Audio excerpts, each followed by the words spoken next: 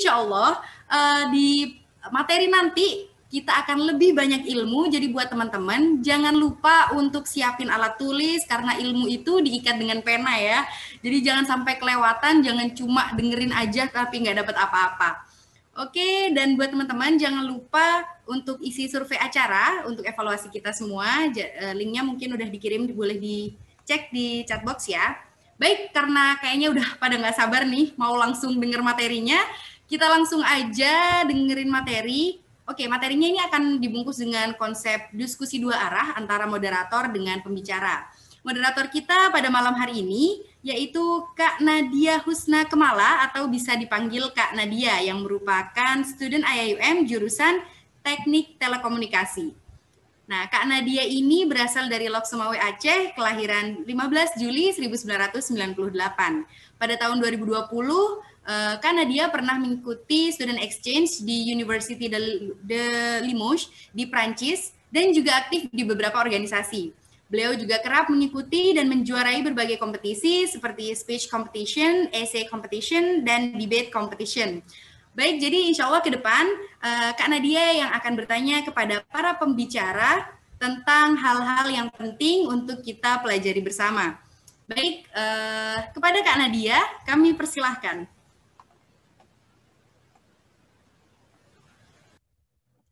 Assalamualaikum semuanya. Perkenalkan, saya Nadia Husna Kemala dan saya akan menjadi moderator pada malam hari ini. Sebelumnya, terima kasih kepada MC atas kesempatannya. Dan pada malam hari ini, alhamdulillah teman-teman semua kita berkumpul untuk acara Find the Diamond Inside You. Dan bersama saya saat ini telah berada dua pembicara kita yang luar biasa. Dan sebelum saya memulai acara ini, ada baiknya saya memperkenalkan CV dari kedua pembicara terlebih dahulu. Pembicara yang pertama adalah Kak Zafira Akila. Beliau saat ini sedang menempuh pendidikannya di Osaka University. Beliau mengambil jurusan Human Sciences International Undergraduate Program dan beliau adalah penerima beasiswa Next Scholarship. Beliau juga saat ini menjadi teaching assistant di Osaka University, menjadi global strategist di Halal Media Japan, juga menjadi interpreter di Toyonaka City Hall. Beliau juga menjadi presiden di Human Sciences Student Council. Beliau jadi internal vice president di Indonesia Student Association in Osaka, dan juga beliau menjadi presiden di Tayo Indonesia Foundation. Banyak sekali nih pengalaman dari Kak Zafira yang ini, yang insya Allah pada malam hari ini akan dibagikan kepada kita semua. Dan untuk pembicara yang kedua adalah Kak Fadila Asa'adah Abdul Aziz. Saat di IUM beliau mengambil jurusan psikologis, minor in Quran Sunnah. Saat ini beliau bekerja sebagai assistant psychologist di Rumah Keluarga Risman. Beliau juga menjadi research assistant di IUM. Beliau juga pernah menjadi assistant program manager for IUM committee di Global Islamic Economy Entrepreneurship Convention. Beliau juga menjadi salah satu SRC. Kalau di Indonesia kita kenalnya sebagai BEM. Terus beliau juga selalu mendapatkan Dean List Award di setiap semester di IUM, dan saat beliau lulus, beliau mendapatkan Rector List Award di IUM 35 Convocation. Mungkin tanpa perlu berpanjang-panjang lagi, kita akan langsung masuk kepada materi pada hari ini. Boleh saya cek kalau suara saya stable atau tidak? Bagus sekali. Oke. Mungkin yang pertama saya akan bertanya ke Kak Zafira dulu ya. Sebagai seorang muslimah, Kak, berbicara mengenai peran seorang muslimah, apa saja peran muslimah di keluarga dan masyarakat? Dan menurut kakak sendiri, bagaimana cara untuk memaksimalkan peran tersebut? Silahkan, Kak. Baik, sebelumnya terima kasih Kak Nadia dan teman-teman dari Votar ya tadi singkatannya, serta PPI IAIUM untuk undangannya. Untuk menjawab pertanyaannya nih, oh ya, salam kenal juga buat Kak Fadilah. Halo, Assalamualaikum. Waalaikumsalam. Baik, untuk menjawab pertanyaan tadi, apakah peran wanita muslimah ya dalam masyarakat dan keluarga? Untuk ini sebenarnya ada satu yang selalu aku bawa-bawa dalam hidup aku. Jadi ini adalah quotes yang selalu diingatkan berulang oleh umi aku sendiri, yaitu memang sosok idola perempuan dalam hidup aku, yaitu sebaik-baiknya perempuan adalah perempuan yang bermanfaat. Nah, bermanfaat seperti ini maksudnya seperti apa? Bermanfaat untuk umat tentunya ya. Tapi bermanfaat untuk umat itu, kita sebagai perempuan tanggung jawabnya ada dua, yaitu kepada publik lalu juga kepada keluarga kita, selaku kita adalah, apalagi kalau sudah beranak, menjadi madrasah paling utama kepada anak-anak kita. Nah, kalau misalnya nih mungkin kebanyakan dari kita belum, mungkin kebanyakan dari kita belum berada di posisi tersebut, maka yang bisa kita lakukan adalah untuk, ya yang tadi kembali, yaitu berusaha untuk bisa menjadi orang yang bermanfaat untuk umat. Seperti apa contohnya seperti apa gitu ya. Kalau misalnya dari yang pengalaman saya pribadi, saya coba lakukan ini dengan tentunya menuntut ilmu, sama dengan kakak-kakak semua gitu kan. Karena harapannya dengan menuntut ilmu ini, kita bisa berkarya sesuai dengan apa yang ingin kita lakukan, sesuai dengan passion kita, sesuai dengan apa yang nantinya dibutuhkan oleh umat, tapi juga kita menimba ilmu agar kita bisa terus mengembangkan diri, supaya nantinya ketika kita sudah sampai di tahap agar kita menjadi madrasah bagi keluarga kita pun memiliki semua bekalnya gitu. Tapi tentu untuk bisa menjadi orang bermanfaat ini menurut saya berbeda-beda ya. Jadi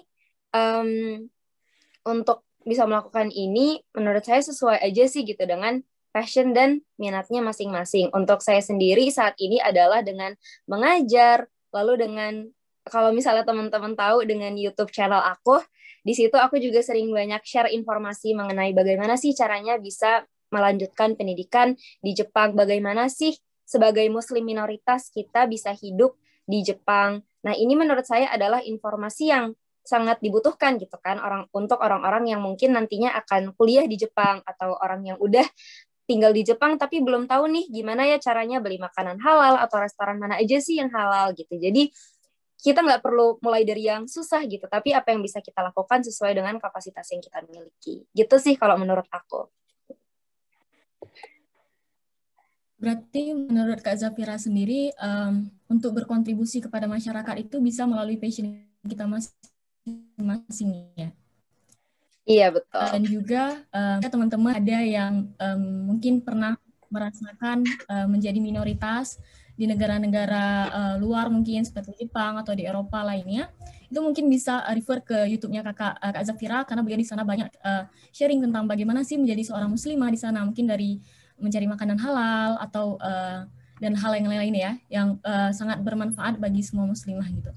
Dan mungkin kalau untuk Kak Dila sendiri, gimana sih sebenarnya cara memaksimalkan peran kita sebagai seorang muslimah di keluarga dan masyarakat? Silahkan, Kak. Ya, Bismillah, Assalamualaikum warahmatullahi wabarakatuh. Ya, jadi tadi pertanyaannya bagus banget ya, karena kita hidup di mana emansipasi wanita itu begitu penting, di mana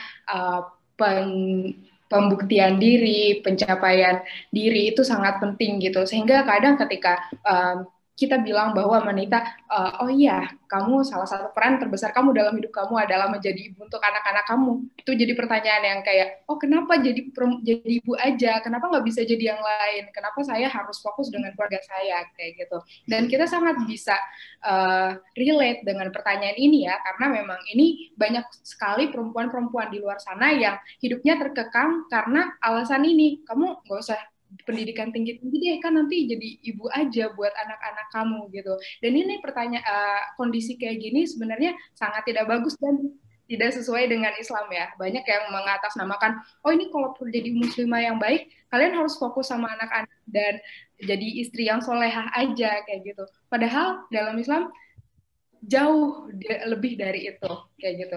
Karena pertama kita adalah hamba Allah yang punya kemampuan sama dengan laki-laki. Kita setara sama laki-laki, tapi memang betul dalam menjalankan perannya harus ada pembagian. Nah, di sini pembagiannya wanita menjadi penanggung jawab utama keluarganya, walaupun laki-laki suaminya nanti menjadi ketua bagi dia kayak gitu. Rasulullah SAW bilang bahwa kullukum ra'in, kalian semua itu adalah pemimpin dan kalian akan ditanyakan nanti atas apa yang ia pimpin. Laki-laki menjadi pemimpin untuk keluarganya dan perempuan menjadi pemimpin untuk rumah suaminya dan untuk anak-anaknya, dan nanti kita akan dipertanyakan atas amanah kita itu. Nah, ini adalah peran yang begitu besar ya, dan sebuah kehormatan. Tapi kita lagi-lagi di mana banyak pertanyaan Seperti misalnya kalau wanita, laki-laki bisa di luar rumah, kenapa perempuan enggak? Gitu. Jawabannya perempuan bisa. Tapi ini pertanyaan yang mungkin bukan pertanyaan yang paling baik, karena sebagai muslimah kita enggak mendegrade atau kita tidak memandang rendah pekerjaan di rumah. Itu sama mulianya sebagaimana kita kerja di luar rumah, kayak gitu. Ini yang harus kita selalu ingat bareng-bareng, bahwa ketika kita ada di rumah, ketika kita menjalani peran kita sebagai ibu dan sebagai istri, menjadi pendukung, itu bukan menjadi salah satu kehinaan buat kita ya, karena itu tetap menjadi salah satu jalan yang paling besar untuk mencapai surga. Karena sebagai muslim, in the end of the day, yang kita mau ridho Allah dan surga, kayak gitu kan. Dan nanti kalau kita menjalankan itu dengan baik, kita bisa masuk surga dari pintu mana aja yang kita mau. Dan apalagi sih yang kita mau selain itu, kayak gitu. Yang pasti nanti ketika kita berbicara tentang derajat di surga kayak gimana, itu kompetisinya sama kayak laki-laki. Inna akramakum indallahi atqakum. Siapa yang paling bertakwa, dia yang paling tinggi derajatnya, bukan karena dia jadi CEO di perusahaan ini, dia jadi manajer di sini. Enggak. Ibu rumah tangga pun juga bisa jadi yang paling bertakwa. Tapi peran muslimah cuma ibu rumah tangga aja. Kita punya banyak banget role model, para ulama, para aktivis muslimah yang bisa seharusnya kita jadiin kudwah ya, panutan kayak gitu. Dan itu banyak banget, jumlahnya nggak kehitung. Insya Allah kita bakal bicara lebih banyak tentang itu sih kalau mau. Cuma kita lihat waktunya nanti. Berarti menurut Kak Fadila sendiri, bagaimana cara memaksimalkan kita sebagai seorang muslimah adalah menjadi muslimah itu sendiri ya Kak? Untuk taat kepada Allah gitu kan? Dan juga kita harus memperbanyak ilmu-ilmu kita, karena nanti ke depannya kita yang akan mendidik masa depan bangsa lah gitu ya, istilahnya anak-anak kita sendiri. Gitu ya. Mungkin kita lanjut ke pertanyaan selanjutnya. Kedua pembicara kita ini kan kuliah di luar negeri ya, satu di Jepang dan satu di Malaysia. Sebenarnya apa sih motivasi terbesar bagi Kak Zafira dan Kak Dila untuk kuliah di luar negeri, dan tips trik ketika kita mulai lemah semangatnya dalam belajar? Mungkin kita mulai dari Kak Zafira terlebih dahulu. Oke. Terima kasih, Kak Nadia. Alasan aku memutuskan untuk melanjutkan kuliah di Jepang itu sebenarnya personal. Jadi karena dulu lahir di sini juga, satu keluarga pernah tinggal di sini, karena kedua orang tuaku pun dulu kuliah di sini. Akhirnya memang ada rasa ingin gitu untuk kembali ke Jepang, walaupun waktu itu pernah kembali ke Indonesia dulu sampai lulus SMA, lalu akhirnya memutuskan S1 untuk kembali ke sini. Tapi keputusan lain yang membuat aku ingin kuliah di Jepang itu adalah sebenarnya pertama dari pihak kampus ya, dari universitasnya.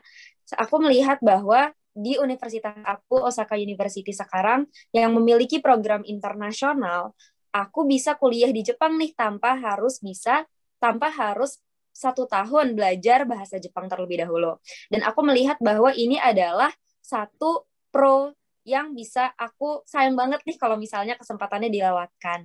Yang kedua adalah di program internasional ini, itu kan berarti semua teman-teman aku dari berbagai macam negara. Lalu dosennya pun dari berbagai macam negara. Nah, karena aku harapannya ke depannya itu bisa menjadi seorang pemimpin ya tadi yang disampaikan di satu institusi yang multinasional gitu. Nah, di sini aku merasa bahwa aku harus bisa terbiasa dengan lingkungan yang multinasional juga. Jadi ini adalah proses untuk sedikit-sedikit mengambil pengalaman agar nanti di tahap selanjutnya bisa udah nggak culture shock lagi gitu seandainya berada di posisi seperti itu. Nah, alasan lainnya juga adalah karena tentunya untuk orang Indonesia, Jepang itu banyak sekali menyediakan beasiswa. Karena Jepang dan Indonesia memang punya partnership yang sangat luar biasa ya gitu. Nah, kalau misalnya banyak yang nanya, tapi kan Kak, kalau misalnya di Jepang itu susah nggak sih sholatnya, terus kakak kan juga berhijab, terus abis itu makan halal gimana? Yang jarang teman-teman tahu adalah ternyata Jepang pun saat ini udah menjadi satu negara yang mendorong tim Muslim friendly. Kenapa? Karena tentu mereka juga mulai banyak mendapatkan turis dari Singapura, Malaysia, Jepang, Singapura sama Malaysia, wah banyak banget gitu. Nah, karena itu juga lah mereka mikir perlu gitu, agar bisa menjadi satu negara yang global untuk mengakomodasi kebutuhan turis muslim. Jadi kayak misalnya nih aku tinggal di Osaka, kalau misalnya aku jalan-jalan aja ke tempat yang anak muda sering hangout, itu banyak banget restoran halal yang bisa kita kunjungin. Musola pun di tempat-tempat umum, di tengah-tengah mall, itu juga udah ada. Terus di dekat rumah aku naik sepeda sekitar 5-7 menit, itu juga udah ada toko yang jualan daging halal. Di kampus pun bisa sholat, kalau misalnya lagi jam sholat tapi lagi jam kelas. Aku tinggal izin aja ke dosen, boleh nggak nih sholat dulu, kata mereka. Oh ya udah, balik lagi nanti jam berapa nih gitu. Jadi sudah menjadi satu komunitas yang sangat-sangat terbuka terhadap diversity, dan sampai saat ini pun aku udah nggak pernah sekalipun, dan harapannya tidak akan pernah gitu untuk menemukan diskriminasi dikarenakan identitas aku sebagai orang muslim gitu sih. Ternyata banyak hal-hal baru nih tentang Jepang untuk aku pribadi yang aku baru tahu dari Kak Zafira itu. Soalnya pengalaman aku waktu di Perancis itu sebagai minoritas itu kayak lumayan susah ya. Untuk mendapatkan daging halal, alhamdulillah mudah. Tapi untuk sholat, kita tuh kalau misalnya di mall, kita harus sholatnya di apa tuh namanya? Di tempat ganti baju itu loh. Ya, fitting room. Gitu. Iya, fitting room. Karena memang untuk beribadah itu bukan hal yang nggak normal gitu bagi mereka untuk melihat itu, apalagi bagi seorang muslim. Di kampus pun kita harus cari kelas kosong gitu, jangan sampai ada yang lihat. Dan ternyata di Jepang nggak seperti itu ya, alhamdulillah.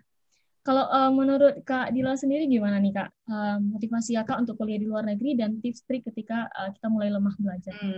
Jadi dulu ketika aku mutusin pengen kuliah di Malaysia itu sebenarnya berangkat dari mencari di mana bisa belajar psikologi yang juga ada nilai Islamnya, dan di situ karena waktu itu berangkatnya aku belum punya basic Islam yang begitu kuat dalam hal dunia pendidikan, apalagi psikologi yang begitu terkenal sangat kuat dengan filosofi ya.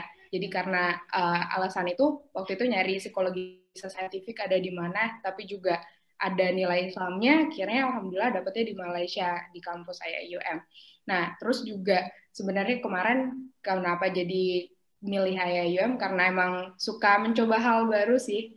Jadi dari situ dua alasan itu akhirnya milih IAIUM. Cuma sebenarnya kalau ditanya apakah harus kuliah di luar negeri, tergantung apa yang dicari dulu kayak gitu. Kalau misalnya yang dicari nggak ada di Indonesia, cari di mana tempat yang paling baik untuk menimba ilmu itu gitu. Jadi nggak harus di luar negeri, tapi apa yang mau dicari dulu. Jadi jangan luar negerinya dulu yang pertama, tapi mau jadi apa untuk long termnya tadi seperti Zafira ya, Masya Allah bagus banget. Jadi pertama kita cari dari long term goal-nya dulu, baru nanti kita lihat di tempat mana yang paling baik untuk mendapatkan apa yang kita mau itu.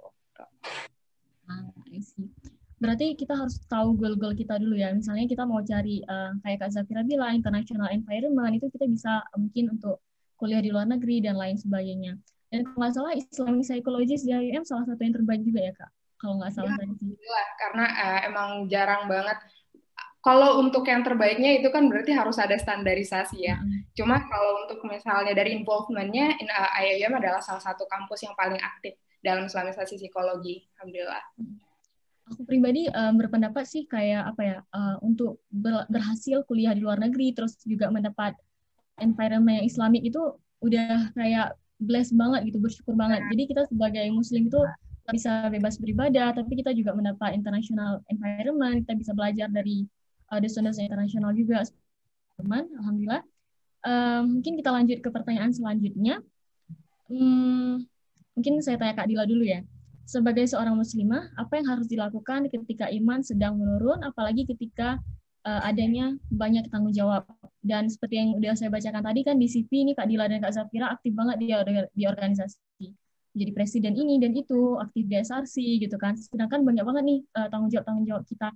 Gimana cara Kakak untuk menyelesaikan masalah tersebut ketika iman kita sedang turun? Jadi ini pertanyaan tentang iman itu penting banget ya. Kita harus hati-hati di sini karena ini salah satu kunci hidup kita gitu, dan kunci keberhasilan hidup kita secara general. Nah, pertama yang kita harus lakuin bahwa emang kita harus terima iman itu naik dan turun. Karena Rasulullah bilang kayak gitu, ketahuilah bahwa iman itu naik dan turun. Nah, jadi apa yang penting nih yang kita bisa lakuin ketika kita tahu bahwa iman kita itu lagi turun? Kalau buat aku pribadi ya, aku kenalin tuh teman-teman atau senior atau junior yang kalau aku ngobrol sama mereka, imanku jadi semangat lagi gitu, semangatku jadi bertambah kayak gitu. Bahkan kadang ada ya di teman-teman kita di lingkungan kita, kalau belum ada cari yang orang-orang yang emang kalau kita ngeliat mereka aja tuh kita kayak jadi pengen zikir gitu. Masya Allah. Nah, kenalin orang kayak gitu ketika nanti iman kita lagi tuh biasa disebut futur ya. Jadi futur ini ketika lagi terjadi, datang ngobrol sama mereka, walaupun ngobrol santai aja, mungkin nggak harus kayak gimana cara menaikkan iman aku, nggak seserius itu, cuma ketemu main mereka aja, tahu jalan sama mereka, itu buat aku pribadi bermanfaat kayak gitu. Atau yang kedua juga kenalin ustadz atau speaker yang itu memang bisa menaikkan iman kita kayak gitu. Yang kalau kita dengerin mereka tuh kita jadi semangat lagi. Nah, itu kita harus punya nih list orang kayak gini kayak gitu. Misalnya contohnya Masya Allah ya, kalau buat aku pribadi Syekh Umar Sulaiman itu kalau yang pakai English speaker. Terus Syekh Umar Sulaiman. Terus kalau misalnya yang bahasa Arab Syekh Musa Syarif kayak gitu. Atau kalau bahasa Indonesia aku suka buka website Rumaiso ya itu kayak gitu.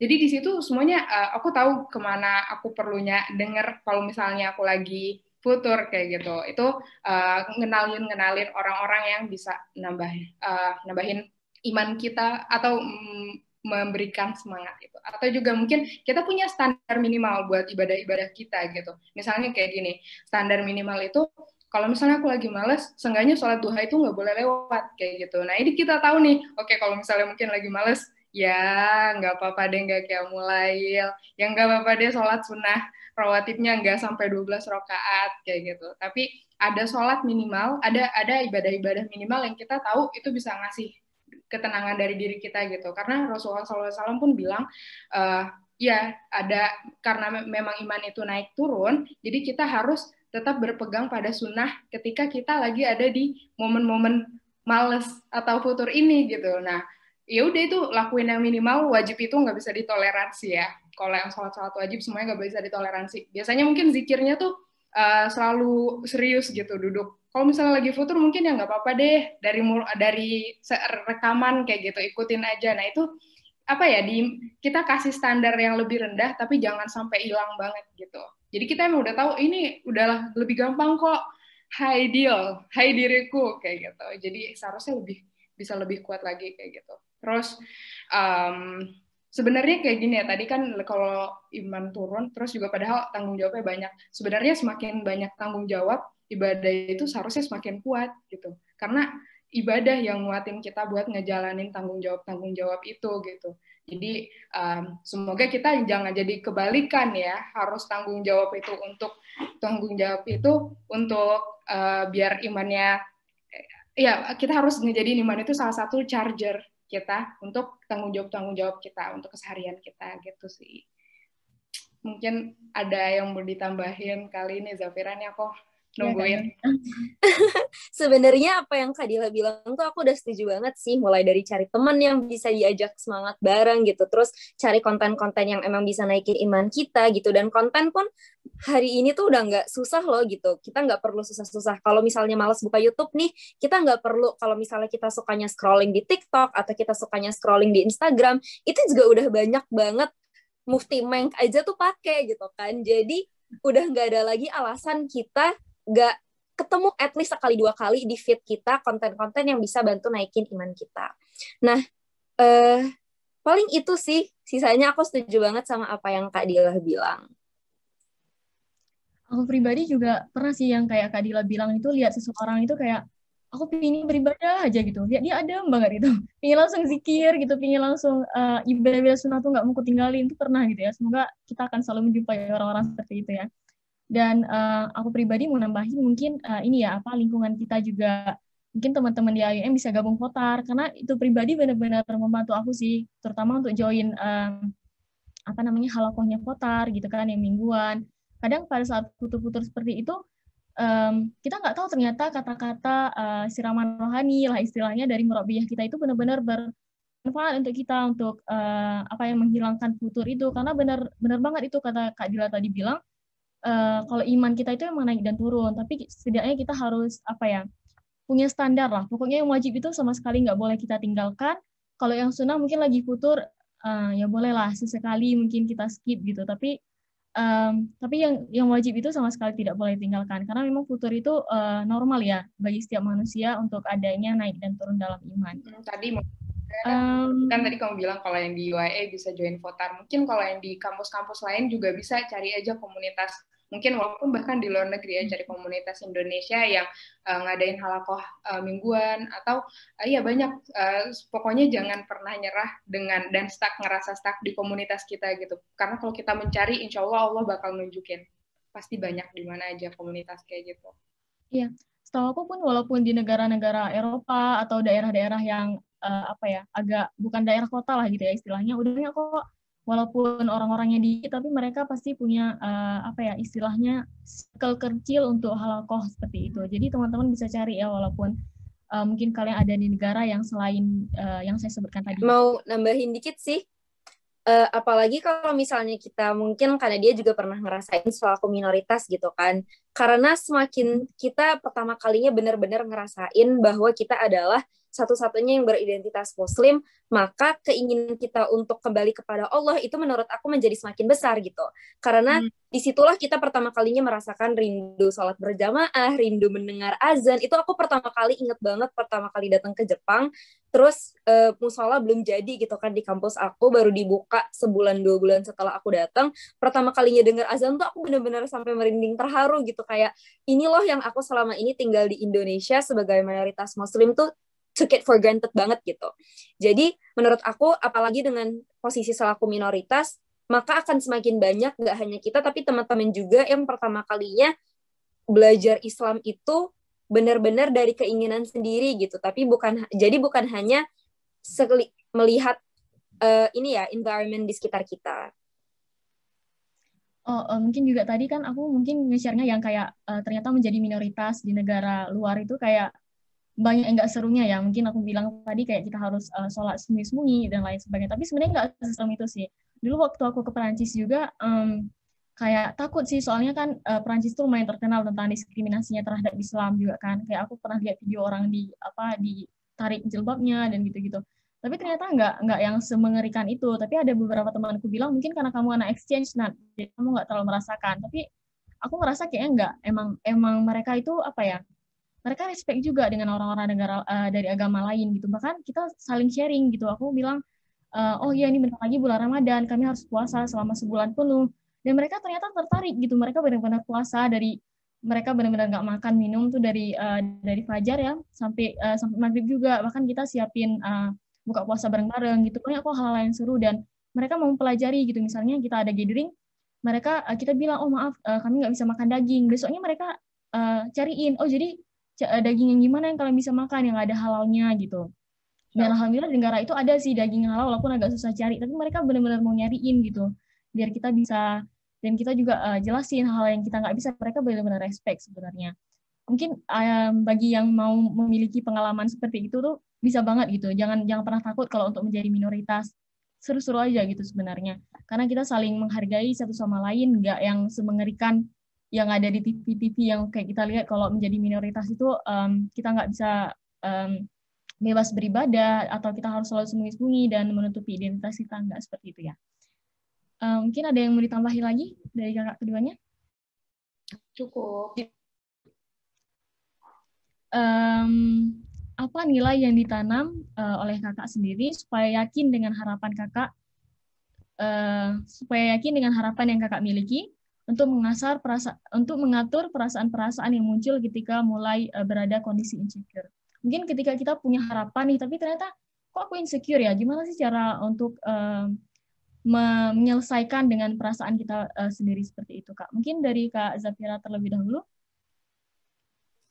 Baik, untuk menghadapi rasa insecure ini, pertama aku juga mau bilang sih bahwa merasa insecure itu wajar. Banyak orang di sekitar kita yang mungkin memiliki skill atau kemampuan yang selama ini kita dambakan dan kita belum ada di posisi tersebut, sehingga ketika kita melihat, loh kok dia yang sebenarnya dari background seperti aku, nggak punya privilege apa-apa, aku nggak bisa gitu. Jadi aku melihat bahwa insecurity adalah berasal dari ketidakmampuan kita untuk, bukan ketidakmampuan ya, ketika kita belum ada tahap yang dimana sebenarnya kita tuh ingin bisa capai gitu. Nah, jadi di situ kalau aku selama ini melihatnya adalah ini tentang mindset. Jadi dua pilihannya, antara kita ingin melihat itu sebagai motivasi untuk menambah soft skill, hard skill kita untuk semakin berkembang, atau kita akhirnya minder selamanya gitu. Dan aku merasa bahwa tadi aku sempat ngeliat quotes yang bagus banget di Instagram, kayaknya ada teman aku yang repost, dia bilang kayak gini, the quality to have a happy life is depending on the quality of your mind. Jadi ini sangat related menurut aku dengan insecurity ini. Nah, kalau misalnya sedang menghadapi insecurity ini, apa yang aku lakukan? Tentunya selain untuk mencoba melihat dari kacamata positif, seperti yang tadi Kak Rahel sempat katakan, juga untuk mengingat bahwa kalau misalnya di surat Al-Isra, Allah udah berjanji, semua manusia itu ditinggikan derajatnya dan diberikan rezekinya gitu. Kita ditinggikan derajatnya daripada makhluk-makhluk Allah yang lain. Dan ini kalau makhluk Allah yang lain berarti yang gaib juga gitu ya, yang termasuk malaikat juga. Nah, masa aku udah dijanjikan dengan Allah, masa aku merasa janji itu tidak pasti gitu. Karena aku sangat yakin bahwa ini adalah sesuatu yang ultimate. Tapi tentu saja di mana kita tinggi derajatnya, itu sesuatu yang tetap harus diikhtiarkan, dan kita juga harus terus melakukan exploration untuk menemukan satu bakat dan passion yang kita paling pas. Dan tentu untuk bisa sampai tahap ini nggak mudah. Nggak besok tiba-tiba kita buka mata, bangun pagi, terus kita nemu bakat kita di mana, dan kita langsung ahli di situ, nggak mungkin. Nah, tentu hidup adalah perjalanan gitu ya. Jadi, ketika menghadapi insecurity ini, untuk terus positif dan yakin bahwa kita sejak lahir sudah ditinggikan derajatnya sama Allah. Kalau misalnya di translation bahasa Inggrisnya, bahkan kita tulisannya adalah he has given you privilege gitu over others. Dan privilege itu kalau misalnya kita lihat diskusi di Twitter, banyak kan yang bilang, ya iyalah dia bisa sekolah di Harvard, dia punya privilege ini, dia bisa sekolah di Stanford, dia punya privilege ini. Kita juga punya loh privilege gitu sebenarnya. Tinggal kita aja ingin mengiringi privilege yang diberikan kepada kita bersama dengan usaha, doa, dan akhirnya tawakal. Itu menurut aku, Kak. Aku mau nambahin ya, sebenarnya si Maudi sendiri tuh pernah curhat ya kalau nggak salah, Maudi Ayunda. Kan beliau tuh lulus di Stanford sama Harvard ya sekaligus. Dan banyak yang komen karena itu mah privilege dia, karena dia artis, kata dia ini. Padahal kita nggak tahu di balik kesuksesan dia itu, dia udah nyiapin itu selama setahun gitu. Bayangin orang yang udah pinter, bahasa Inggrisnya lancar, beliau itu nyiapinnya selama setahun gitu.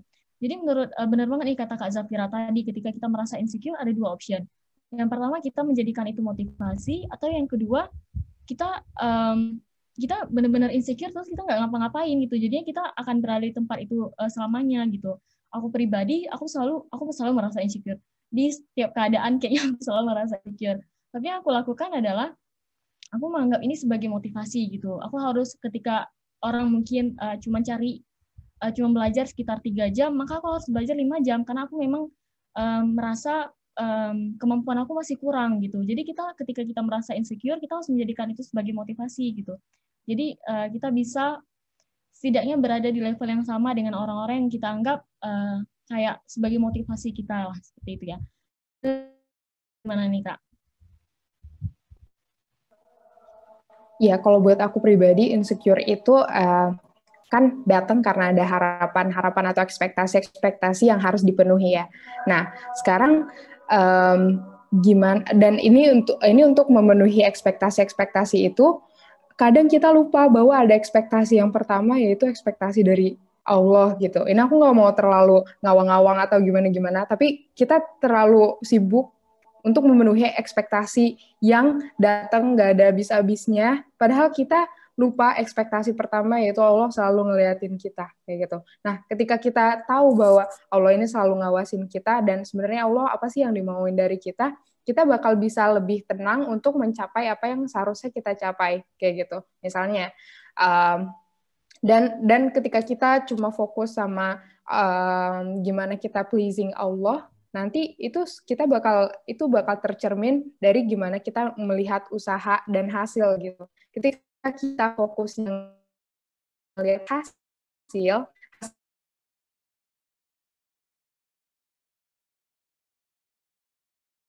ini banyak yang dia ngelihat hasil ketika dia dapetin sesuatu hanya. Dan ketika usaha kita itu udah kita lakuin, ketika kita udah maksimal di usaha kita, walaupun kita nanti nggak dapat hasilnya, Allah udah nulis tuh semuanya kayak gitu. Nah, jadi di sini menurutku ada apa ya? Kita harus ngerubah mindset sih biar lebih benar-benar nambahin lagi bahwa first kita datang dari Allah, nanti ketika kita jalan, kita harus jalan bersama Allah, nanti akhirnya itu bakal buat Allah juga kayak gitu. Nah, ini harus ada di setiap proses di kegiatan apapun yang kita mau lakuin. Misalnya kita pengen daftar S2 kayak gitu. Pertama, alasannya kenapa? Apakah untuk Allah? Kayak gitu. Walaupun nanti emang pastilah ada alasan, iya ini karena aku pengen bikin A, B, C, D, E. Tapi in the end of the day, kita harus tujuan kita itu untuk dapat ridho Allah, untuk bikin Allah ridho sama kita kayak gitu. Nah, ketika kita udah pasti dengan niat kita udah tahu dengan niat itu bahwa ini ujung-ujungnya adalah untuk Allah, nanti diproses, kita jalanin tuh bismillah, ini prosesnya.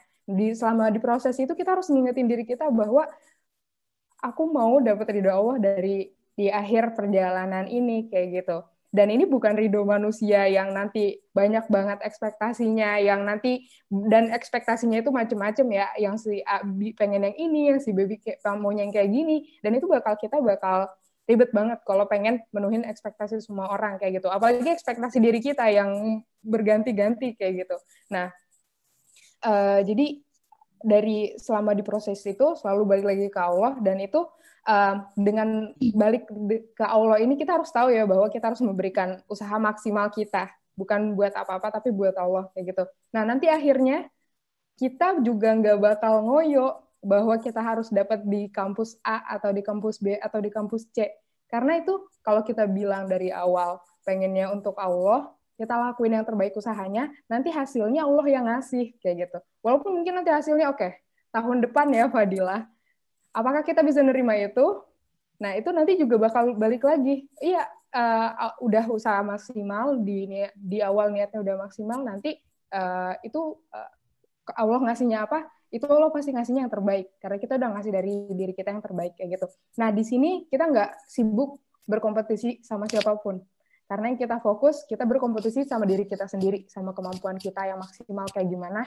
Terus kita juga nggak kompetisi dengan orang yang mungkin dari tadi ya, background yang udah mendapatkan privilege banyak itu, kita fokusnya dengan, karena nanti hasil akhirnya itu bukan yang kita mau gitu. Kita hanya orientasi di proses, dan kita bukan bergerak karena kita itu termotivasi, tapi kita terinspirasi gitu. Allah selalu jadi pendukung kita, jadi kita mendapatkan support itu dari hal-hal yang emang eternal gitu, bukan cuma kita pengen support atau gratifikasi instan dari Instagram like, atau misalnya dari hal apa yang kita postnya itu semua nggak seinstan itu gitu. Kita dapat hal balasan, insya Allah kita tahu dari hal yang lebih lebih dalam gitu.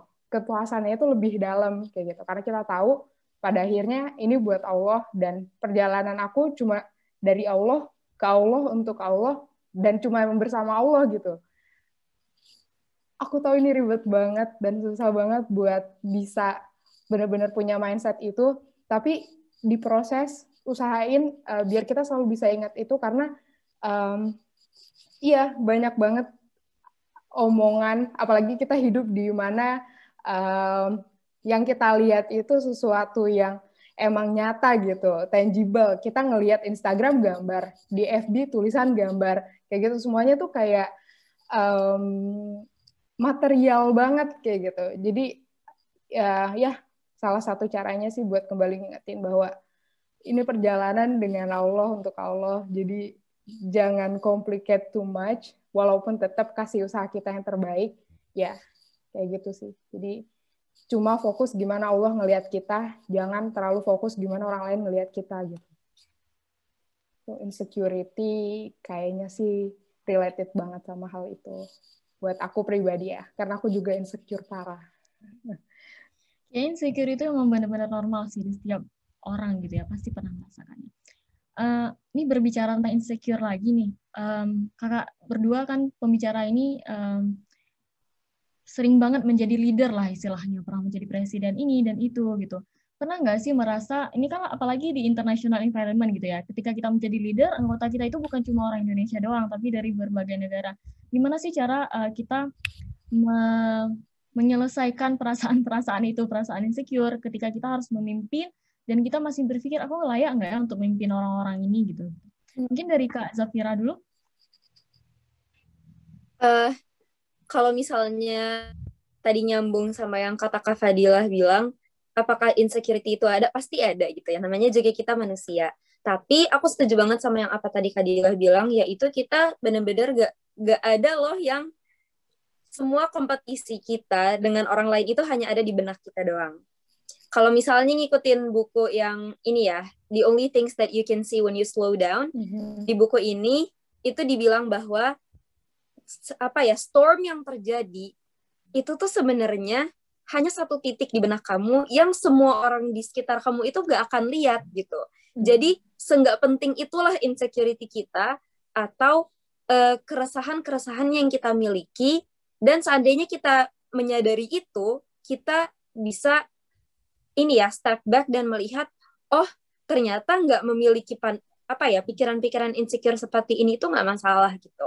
Nah ketika aku berada di lingkungan internasional, tentu aku datang dari Indonesia dengan standar pendidikan yang berbeda dengan teman-teman aku yang dari US, teman aku yang dari Singapura, teman aku dari Vietnam, dan kita di sini datang dengan sistem ujian yang berbeda, sistem gimana caranya bisa berpikir kritis, itu juga semua berbeda.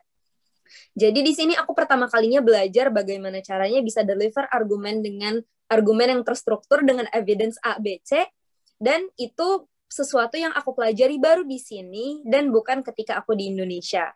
Yang dimana itu adalah hal yang baru buat aku, itu sudah menjadi sesuatu yang sangat basic buat teman-teman di sekitar aku. Lalu apa yang aku lakukan? Ada satu di buku yang baru-baru ini aku baca, yaitu Give and Take, dan dia bilang seperti ini. Orang itu suka loh sebenarnya kalau kita memanusiakan diri dan meminta pertolongan, meminta bantuan.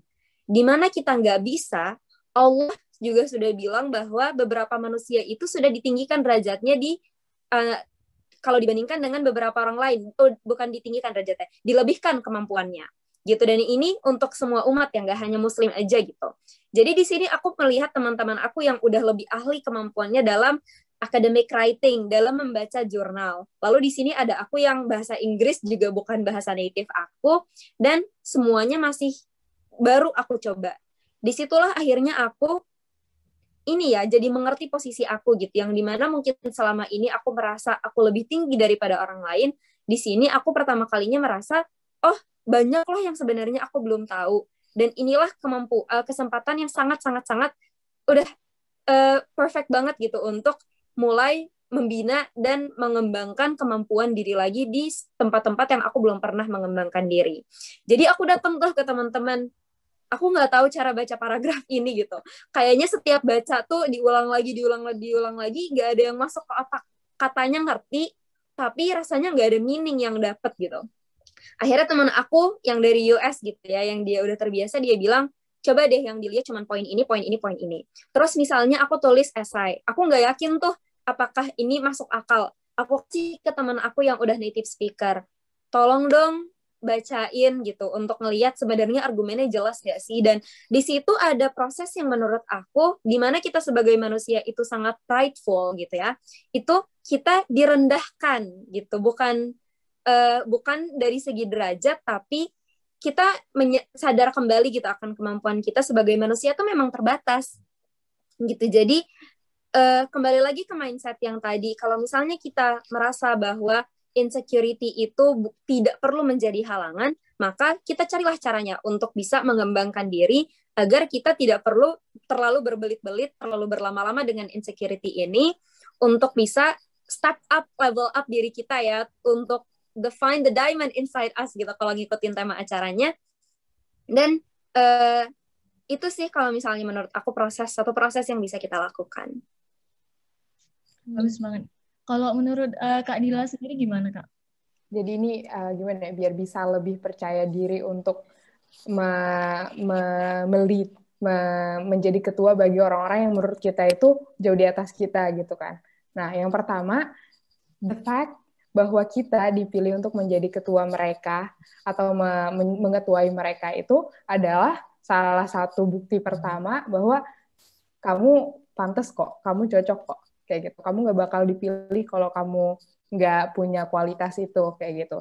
Yang kedua, amanah yang bukan kita yang mau ya, ketika orang ngasih kita amanah, yang bukan kita yang minta, berarti itu Allah pengen ngasih sesuatu tuh untuk kita. Either mungkin kita harus loncat dari keluar dari comfort zone kita, atau mungkin Allah pengen ngasih skill-skill kita yang emang itu nggak bakal kita dapat kecuali kita melangkah lebih jauh dari diri kita yang biasanya nyaman dan ngambil pelajaran yang mau Allah kasih ke kita gitu melalui kondisi yang gak nyaman ini kayak gitu. Nah jadi perasaan kayak gitu tadi ya yang seperti tadi udah bilang ya itu jadi motivasi aja dan ingat bahwa kamu nggak akan ada di posisi itu first and foremost kalau emang kamu nggak deserve kayak gitu dan ketika bukan kita yang minta amanah itu berarti Allah mau ngasih kita sesuatu yang itu nggak bakal kita bisa dapetin kecuali dengan cara itu kayak gitu. Asalkan bukan kita yang minta gitu. Kalaupun kita minta amanah, mungkin harus ikut pemilihan presiden misalnya society di kampus kayak gitu ya nggak apa-apa juga kayak gitu. Karena itu kan pada akhirnya nanti kita nggak bakal kepilih kalau emang kita nggak deserve that position gitu kan. Pokoknya kalau ada kesempatan apapun, setidaknya kita mencoba ya, Kak. Misalnya untuk pemilihan presiden ini dan itu. Karena ketika kita mencoba, setidaknya kita punya 50-50 gitu. 50-nya berhasil, 50-nya gagal. Tapi kalau kita sama sekali nggak memberanikan diri untuk mencoba, itu emang udah pasti 0% gagal gitu. Kita nggak akan pernah punya kesempatan untuk menjadi apa yang kita inginkan gitu ya. Dan mungkin satu lagi sih, aku pernah, kayaknya ada dalil gitu kalau nggak salah, yang bilang gini, maka panggil aku, dan aku akan menjawabmu gitu. Jadi ketika kita merasa insecure itu, kita harus benar-benar, ya Allah tolong, ya Allah bantu gitu. Aku pingin banget nih ini, tapi aku nggak bisa gitu. Mungkin cara yang terbaik kita lakukan adalah meminta kepada Allah, karena pasti Allah akan menjawab panggilan kita itu. Dan mungkin untuk teman-teman yang lainnya juga, kalau kalian punya pertanyaan, saya tulis di chatnya ya, karena kita akan memilih pertanyaan nanti dan akan kita tanyakan saat sesi Q&A. Lanjut nih, selanjutnya, bagaimana cara kakak memaksimalkan peran untuk pribadi seperti sholat sunnah, tilawah, hafalan di tengah banyaknya tanggung jawab dan aktivitas? Mungkin dari Kak Dila dulu. Kalau buat aku pribadi, ini kan berarti gimana cara maksimalin urusan-urusan ibadah di tengah kesibukan kuliah dan kegiatan lainnya ya. Yang pertama, bikin sholat khusus yang itu nggak bisa diganggu kayak gitu. Jadi misalnya bikin waktu untuk menghafal, misalnya habis asar kayak gitu. Dan kalau perlu ikutan kelas yang itu emang untuk kelas untuk menghafal yang di situ ada gurunya dan itu kamu ada kehadiran. Jadi di situ kamu punya pemaksa lebih kayak gitu untuk tetap komitmen di jadwal itu kayak gitu. Nah, jadi jadwal-jadwal kayak gini harus ada karena kalau buat aku pribadi ya ketika aku terlalu sibuk misalnya dengan belajar atau kegiatan kampus, kegiatan organisasi yang itu nggak secara langsung terkait ke diniyah atau ke ruhiyah aku nanti ngerasa kayak, aduh apaan sih, semua buat apa sih, kayak gitu. Tapi ketika aku punya emang udah satu khusus slot untuk menghafal Quran misalnya, aku jadi lebih tenang gitu. Bahwa setelah semua keribetan ini, aku juga ngasih waktu kok untuk Allah, kayak gitu, untuk hafalanku. Dan itu juga sama, kayak gitu juga buat sholat kayak gitu semuanya udah ada slotnya ya itu kalau misalnya udah waktu slot itu ya udah harus komitmen harus dijalanin kayak gitu itu yang pertama terus dan itu juga nggak cukup ya cuma pengen aku hafalan aku mau target hafalan juga aku juga mau sholat duha kayak gini itu nggak bisa cuma di list doang harus ditaruh di jadwal kayak gitu kalau buat aku pribadi karena kalau enggak kita emang bakal sibuk banget dan nemuin waktu untuk kayak gitu, kayaknya nanti ada hal yang lebih penting deh dari itu. Nah, itu terus yang kedua, pakai waktu sesuai alokasinya. Tadi ketika kita ada di kelas, kayak gitu.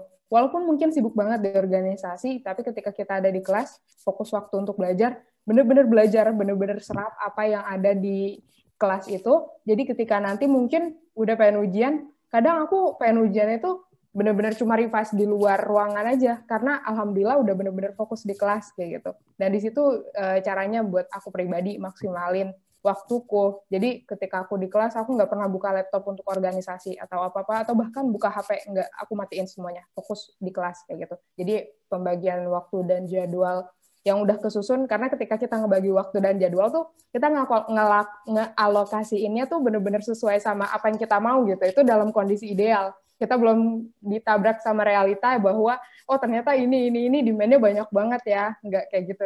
Jadi ketika di kondisi ideal ini, kita bisa lebih fokus ngejadwalinnya, dan dari situ insya Allah nanti yang kita capai dengan penggunaan waktu kita juga bisa lebih.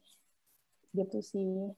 Aku pribadi juga benar-benar fokus di kelas itu benar-benar membantu sih untuk belajar gitu. Jadi jadi pas di rumah tuh kalau ada ujian, apalagi engineering tuh kayak tiap hari ada ujian gitu. Ada ujian yang, karena kan kalau nggak diulang student nggak akan belajar gitu kata dosennya.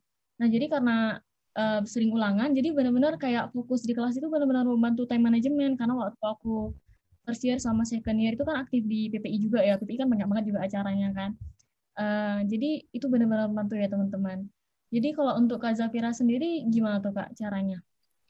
Kalau misalnya yang sedang aku usaha terapkan ya, dan ini juga yang berkali-kali diingatkan sama orang tua aku adalah bukan untuk beribadah di sela-sela kesibukan, tapi melakukan kesibukan di sela-sela waktu ibadah. Gitu. Jadi kita ubah prioritasnya. Kita punya, kalau misalnya kita belum bisa melakukan ini ya, ibadah-ibadah sunnah, at least yang wajib dulu ada 5. Apapun yang pengen kita lakukan, jadwalkan di antara kelima sholat wajib tersebut. Gitu. Jadi entah itu kita pengen ini memimpin rapat, atau misalnya entah kita pengen yang senang-senang misalnya hangout, itu pastikan bahwa nggak mengganggu semua ibadah kita gitu. Jadi jadi itu sih utamanya. Jadi seperti misalnya kalau misalnya aku selain jadi anggota di PPI di Jepang, juga jadi anggota di PPI Dunia. Nah, selaku anggota PPI Dunia itu, kebanyakan kita rapat agak susah nentuin jamnya gitu, karena kita time zone-nya berbeda-beda gitu kan. Ada satu yang di PPI Perancis, terus harus rapat sama orang yang di PPI, misalnya di PPIM gitu. Nah, itu nggak ketemu biasanya jamnya, karena di sini jam berapa, di sana jam berapa. Nah, itu biasanya, kalau misalnya kita menjadi yang, kenapa aku selalu ini ya, mengadvocate kita untuk menjadi leader adalah agar kita bisa menentukan waktunya, agar kita itu tidak mengganggu dengan waktu ibadah kita. Jadi seperti misalnya nih bulan April, walaupun sekarang masih Maret, udah banyak beberapa rapat yang di slot untuk bulan April, itu dari awal aku pastikan, oke, karena aku yang memimpin rapat gitu kan, kita boleh rapat asal gak mengganggu waktu kita iftar, gak mengganggu waktu taraweh, kalau misalnya mau rapat siang gitu. Jadi mau gak mau, yang lain pun akhirnya ikut menyesuaikan gitu. Jadi itu sih, mungkin kita bisa mengubah perspektif mengisi beribadah di sela-sela kesibukan, tapi mengisi kesibukan di sela-sela waktu ibadah gitu.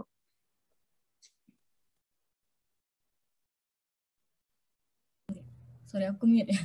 Benar banget, ada juga bahkan orang-orang yang bilang ketika dia hektik banget nih sama urusan dunia, bahkan ketika waktu ibadah itu yang sholat 5 waktu itu menjadi tempat dia untuk beristirahat gitu. Dia benar-benar pasrah kepada Allah, dia benar-benar merasa tenang. Jadi benar-benar ternyata sholat itu benar-benar menyelamat kita dari kehektikan dunia ini mungkin ya. Hal-hal seperti itu. Dan lanjut nih Kak, kita ini kan masih dianggap muda-mudi lah ya. Apa sih pengalaman Kakak mengatasi quarter life crisis ketika kita belum menemukan karakter pribadi, dan kira-kira pesan apa aja yang bisa Kakak share? Mungkin dari Kak Zafira dulu? Atau Kak Dila dulu? Kak Zafira. Boleh. Mungkin nanti bisa lebih dilengkapin lagi sama Kak Dila gitu ya, yang selaku belajarnya psikolog gitu. Kalau aku mungkin bisa cerita dari perspektif, dari ini aja ya, pengalaman teman-teman di sekitar aku gitu yang mengalami quarter life crisis. Karena banyak yang bilang, tapi kan kita belum usia 25 tahun gitu, tapi itu kan ekspektasinya kita hidup sampai 100 tahun. Kebanyakan usia adalah di Jepang sendiri itu sekitar 80 tahun gitu kan. Di Indonesia bahkan usia kematiannya juga lebih rendah gitu. Jadi usia 20 tuh udah pas banget quarter kita gitu dulu. Nah, gimana caranya kita bisa overcome perasaan yang datang ketika kita mengalami quarter life crisis. Aku rasa ini wajar. Ketika kita berpindah dari SMA ke universitas di posisi di mana kita harus bertanggung jawab 100% akan seluruh keputusan kita. Kalau misalnya kita berbuat kesalahan, itu akan kembali ke diri kita sendiri kan. Kitalah yang menghadapi konsekuensinya, bukan orang tua kita, bukan guru kita. Jadi ini adalah suatu proses pengembangan diri yang sangat di luar comfort zone kita, tapi mau gak mau tetap harus kita hadapin gitu, karena kita nggak mungkin sembunyi selamanya. Jadi kalau misalnya terjadi quarter life crisis, yang aku perhatikan adalah ini karena kita selain belum memiliki rencana akan apa yang ingin kita lakukan, juga berdasarkan dari faktor-faktor eksternal akan ekspektasi yang ditaruh kepada kita. Banyak teman-teman yang, aduh tapi dulu orang tua aku usia segini udah punya rumah, dulu orang tua aku usia segini udah bisa beli mobil sendiri, kenapa aku umur 20, sekarang udah umur 20, aku juga umur 20, rasanya nggak bisa beli apa-apa gitu dalam 10 tahun, waktu 10 tahun ke depan. Nah ini datang lagi adalah ketika kita membandingkan diri kita dengan orang lain, ya sesuai yang tadi Kadila udah bilang. Tapi kalau misalnya kita bisa bekerja at our own pace, sesuai dengan target yang kita set untuk diri kita sendiri, maka sebenarnya benar-benar nothing tulus loh gitu. Karena apa yang kita lakukan itu insya Allah sesuai dengan minat kita, sesuai dengan passion kita, dan apa yang kita rencanakan ke depannya pun sudah sesuai yang direncanakan gitu. Tentu nggak mudah ya, karena apalagi ada perasaan ingin bisa membalas budi segala yang sudah dikorbankan oleh orang tua kita gitu. Tapi di sela-sela ada dua pilihan. Kita menjalankan apa yang harus kita jalankan dengan perasaan seperti itu, atau kita ikhlaskan 100% gitu, kita serahkan kepada Allah, dan tetap harus menjalankan juga gitu, kita tetap nggak bisa lari kemana-mana. Nah, kembali lagi kalau misalnya menurut aku itu kembali kepada mindset kita bisa memutuskan, memilih, itu we have the option to choose ya, kita bisa memilih untuk tetap menjalankan itu dengan mindset yang bahwa mau gak mau ini harus lewat, gak apa-apa, pada akhirnya kita juga didukung gitu oleh Allah. Itu menurut aku. Gimana Kak? Iya, jadi kata-kata ekspektasi itu emang benar-benar harus kita jaga, harus kita perhatiin gitu ya. Apakah ini ekspektasi yang kita punya untuk diri kita atau dari orang lain yang bahkan mungkin gak kita saring apakah sesuai dengan kondisi kita gitu. Misalnya ekspektasi pengen lulus kuliah usia 22 tahun kayak gitu. Coba dilihat lagi gimana jadwal timeline hidup kamu dari awal, apakah itu emang sesuai kayak gitu, atau mungkin dilihat dari subjeknya, ini dari subjeknya aja orang-orang mungkin kuliah lain bisa 3 tahun, ini 4 tahun aja itu begadangnya udah setiap hari selalu sampai jam 12 malam kayak gitu. Nah, jadi ekspektasi orang ini harus selalu kita saring kayak gitu ketika ada ekspektasi yang datang dari luar ya.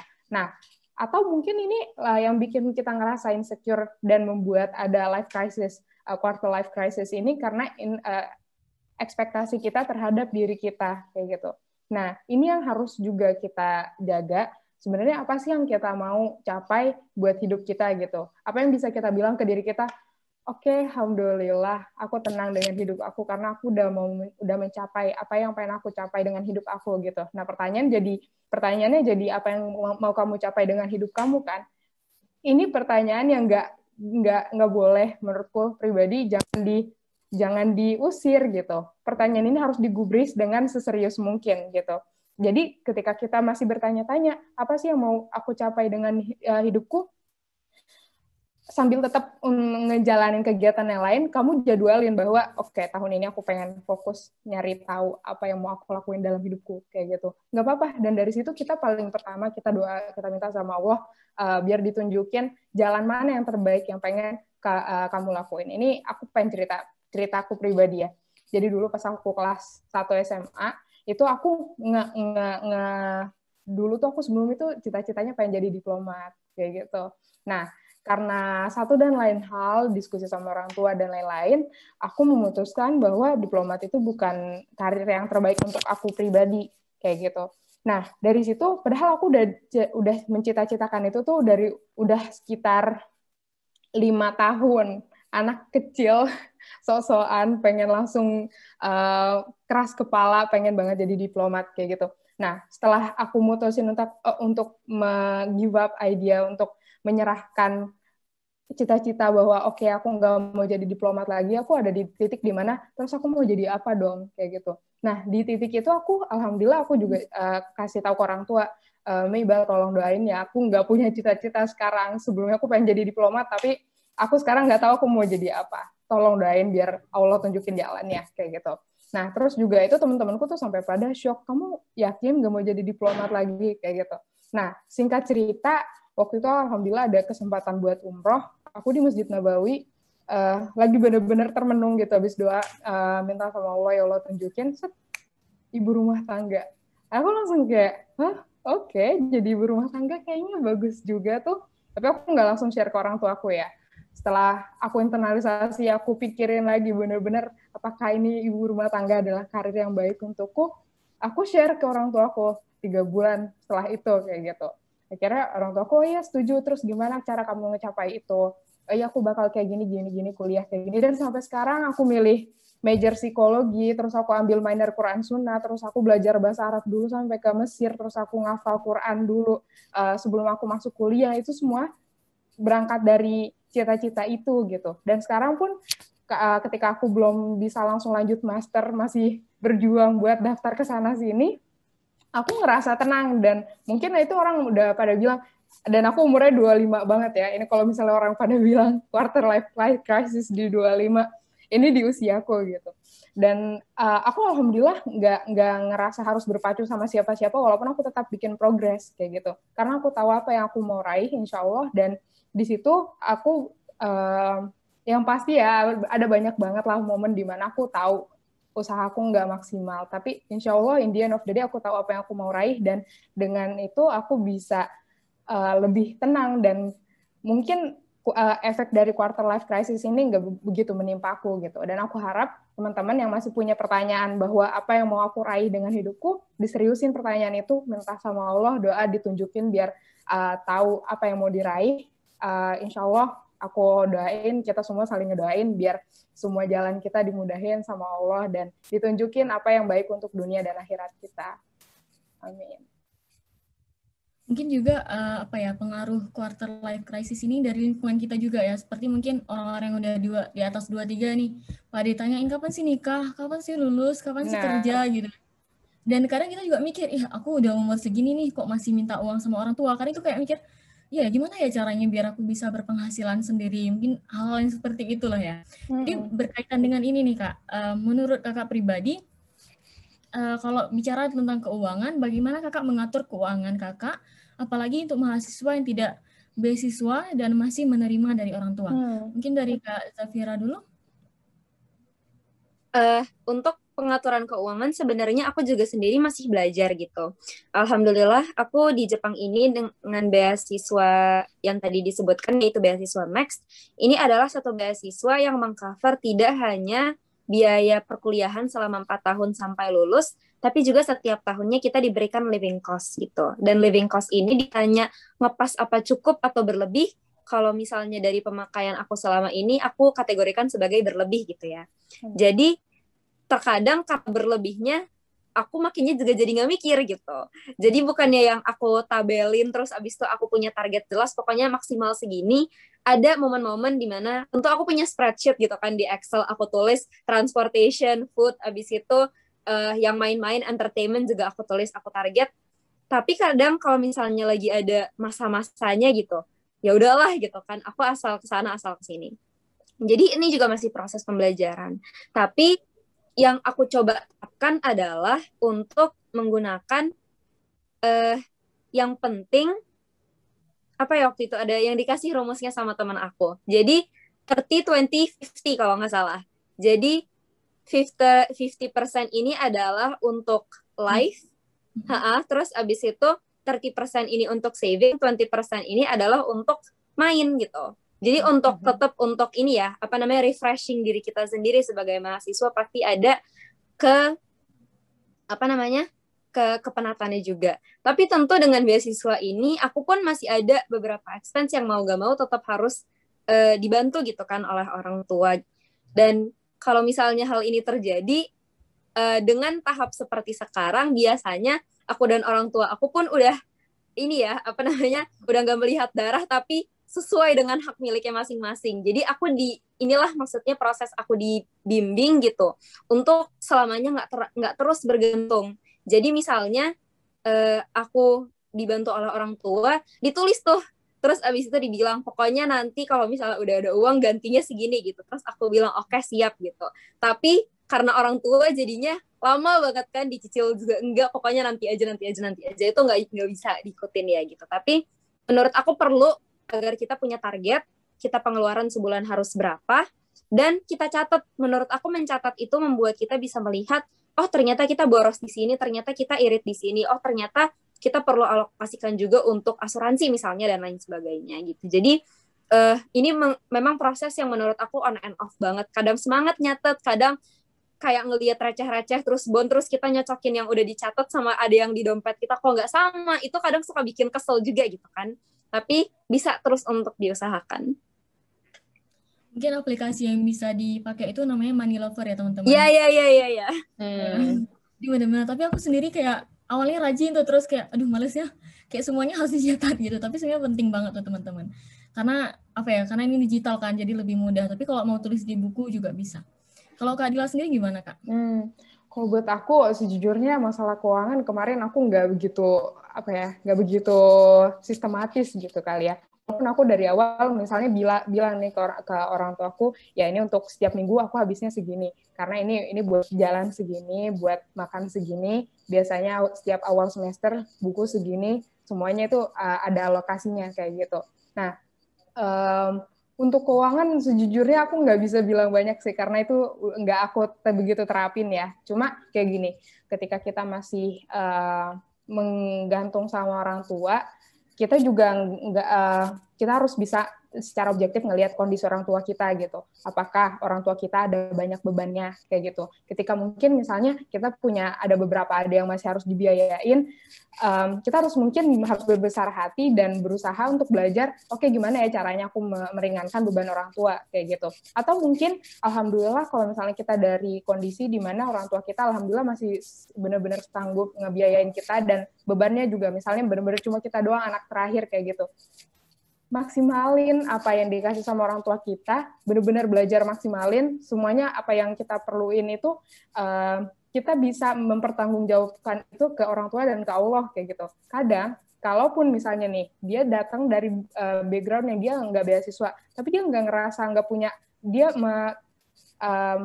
student ini atau mahasiswa ini nggak ngerasa punya akuntabilitas apa-apa ke orang tuanya atau ke Allah kayak gitu. Dengan duitnya tuh benar-benar dikeluarin semuanya gitu. Padahal seharusnya nggak kayak gitu kan. Nah, jadi kita bisa bantu orang tua kita bisa berbakti ke orang tua kita dengan cara memastikan bahwa setiap rupiah yang kita keluarin dari dompet mereka itu bisa jadi kebaikan buat mereka juga kayak gitu.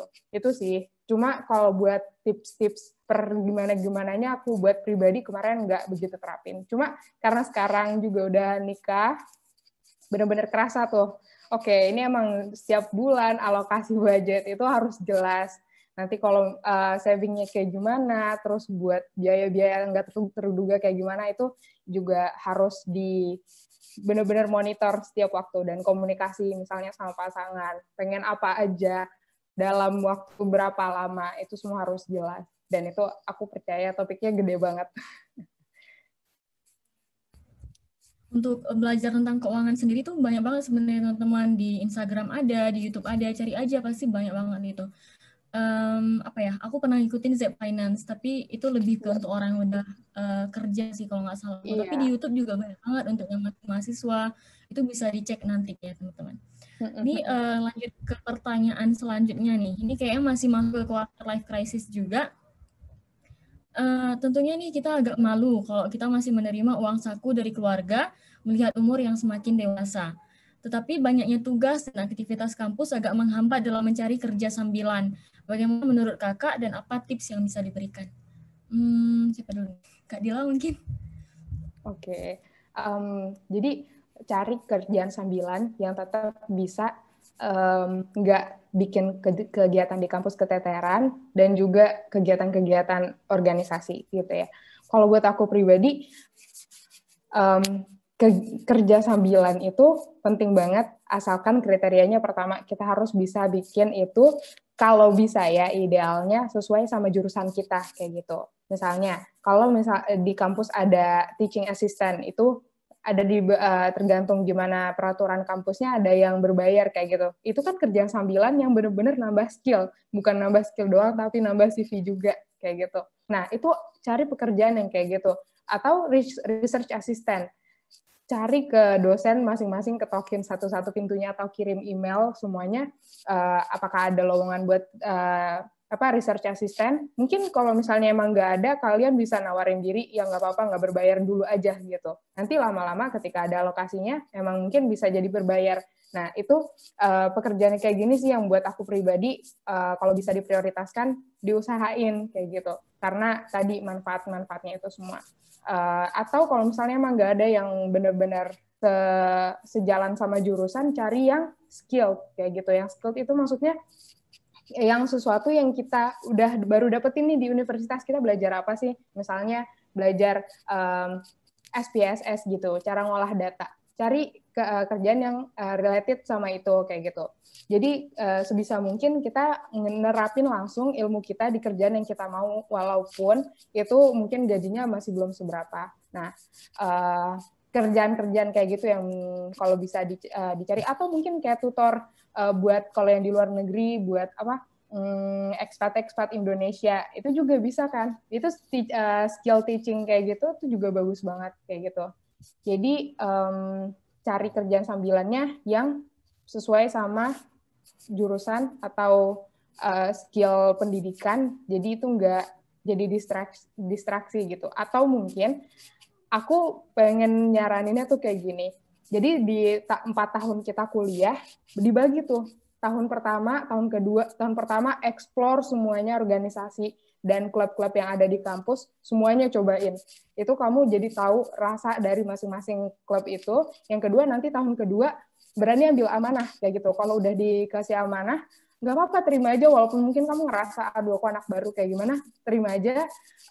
Yang pasti banyak banget pertimbangannya untuk menerima satu amanah ya. Nah, yang ketiga itu tahun ketiga itu nanti mungkin biasanya kita udah bukan cuma belajar megang amanah lagi, tapi kita udah dapet amanah-amanah yang besar kayak gitu ya. Nah, di tahun ketiga ini, ketika kita aktif di organisasi-organisasi kampus, kita juga maksimalin ngeluasin mainnya kita juga sama adik kelas kayak gitu. Jadi kita bisa sharing sama adik kelas ilmu apa yang udah kita dapat di 1-2 tahun ini dalam organisasi, bisa kita share lagi tuh ke adik kelas yang mungkin mau ilmu itu gitu. Nah, tahun keempat buat aku pribadi, aku saranin buat fokus gimana caranya nanti ketika kalian udah lulus kuliah kayak gitu. Nah, ketika udah lulus kuliah ini maksudnya apa? Fokus ke hal-hal yang mendongkrak karir kita, seperti yang tadi. Coba teaching assistant, atau mungkin kalau pengen udah bisa nyari pekerjaan yang itu emang bisa disesuaikan sama jadwal kita, cari pekerjaan sambilan yang itu emang udah bener-bener di luar kampus lagi, bukan di dalam kampus gitu. Nah, jadi ini caranya biar kita bisa transisi dari kehidupan kampus ke kehidupan kerja mungkin lebih smooth lagi kayak gitu. Jadi cara milih-milih kegiatannya di tahun keempat mungkin nggak apa-apa, nggak usah ada organisasi di dalam kampus gitu, karena sekarang targetnya udah bukan di kampus lagi, tapi untuk keluar kampus gitu sih. Kalau Kak Zafira sendiri gimana, Kak? Kalau misalnya aku sebenarnya gini, satu mindset yang selalu aku bawa adalah berbahagialah sebagai perempuan, kita memang memiliki al-qawam dalam kehidupan kita gitu. Al-qawamnya siapa tergantung ya, dalam proses saat ini, mungkin untuk teman-teman ada yang suami, ada yang abang, ada yang ayah gitu, dan tanggung jawab untuk menghidupi kita memang jatuh kepada mereka gitu. Jadi ini adalah satu amanah yang memang sudah diberikan Allah kepada mereka. Jadi kita pun nggak perlu terlalu berlarut-larut merasa tidak enak gitu kepada orang tua penting kita. Banget sih, ini penting banget. Karena ini ya, kembali lagi bahwa memang ini sudah privilege kita sebagai perempuan gitu. Ini dimana kita harus bisa paham betul kalau menurut aku. Dan tentunya karena memang berbeda ya dengan sistem pendidikan di berbagai negara. Mungkin kalau misalnya negara seperti Jepang, kita memang ada yang namanya part-time job. Jadi siapapun kita, tingkat berapapun kita akan sangat mudah untuk mendapatkan part-time job. Kalau misalnya di pengalaman aku, part-time job pertama aku nih dalam seumur hidup yang ketika aku ambil di tingkat 2 adalah menjadi waitress di restoran halal yang ada di Osaka. Jadi staffnya itu kokinya adalah orang Jepang, tapi mereka pengen ya berinteraksi dengan tamu, dengan turis adalah orang Muslim, biar mungkin bahasanya enak, atau misalnya mereka merasa nyaman. Jadi akulah jadi waitressnya gitu kan. Dan itu adalah part-time job pertama aku. Lalu aku mulai explore nih ke part-time job lainnya, seperti mengajar privat bahasa Inggris. Lalu setelah itu sambil mengajar, aku mengembangkan creative content di YouTube juga, yang dimana sudah bisa dikoneksi dengan Google AdSense. Nah, jadi sebenarnya sumber penghasilan di zaman sekarang itu, kalau misalnya kita tinggal di negara yang tidak ada budaya part-time, kita bisa coba kembangkan creative content yang mungkin kita bisa mendapatkan dana dari endorsement atau AdSense dan lain sebagainya. Tentu ini nggak buat semuanya ya. Ini benar-benar tergantung dengan kecocokan kita dengan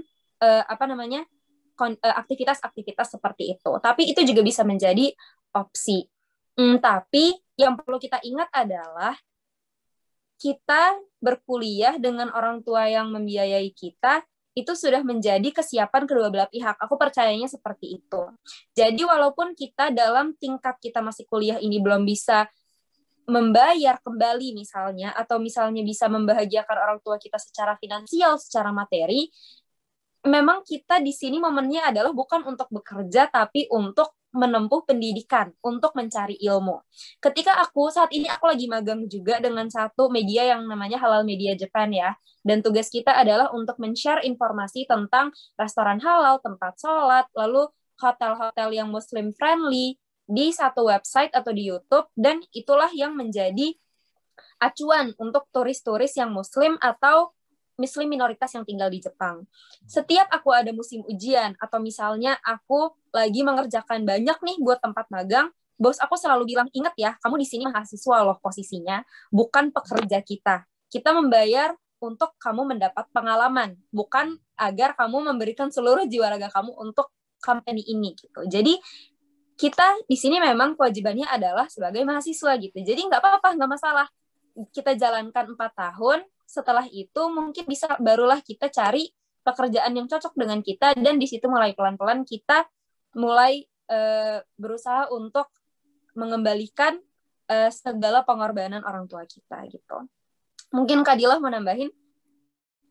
Ya tadi poin tentang menjadi beban ya, benar banget poin Koam bahwa kita itu memang secara finansial menjadi tanggungan laki-laki yang ada di sekitar kita kayak gitu. Nggak ada salahnya tentu kalau kita pengen membantu meringankan, cuma jangan sampai ekspektasi dari masyarakat, dari society yang dimana kita hidup sekarang, oh iya perempuan harus mandiri, itu menjadi beban kita pribadi gitu. Padahal sebagai muslim, kita jadi perempuan, kita juga walaupun mungkin nggak selalu berpikir secara finansial, kita punya hal lain yang perlu kita pikirin gitu. Nah, ini pembagian tugas kayak gini, kita nggak mau ini jadi blur di keluarga kita misalnya, kayak gitu. Nah, aplikasinya itu, ya tadi, kalau misalnya mungkin memang alhamdulillah kita dari keluarga yang nggak terbebani dengan pembiayaan pendidikan kita, fokus sama belajar, kayak gitu sih.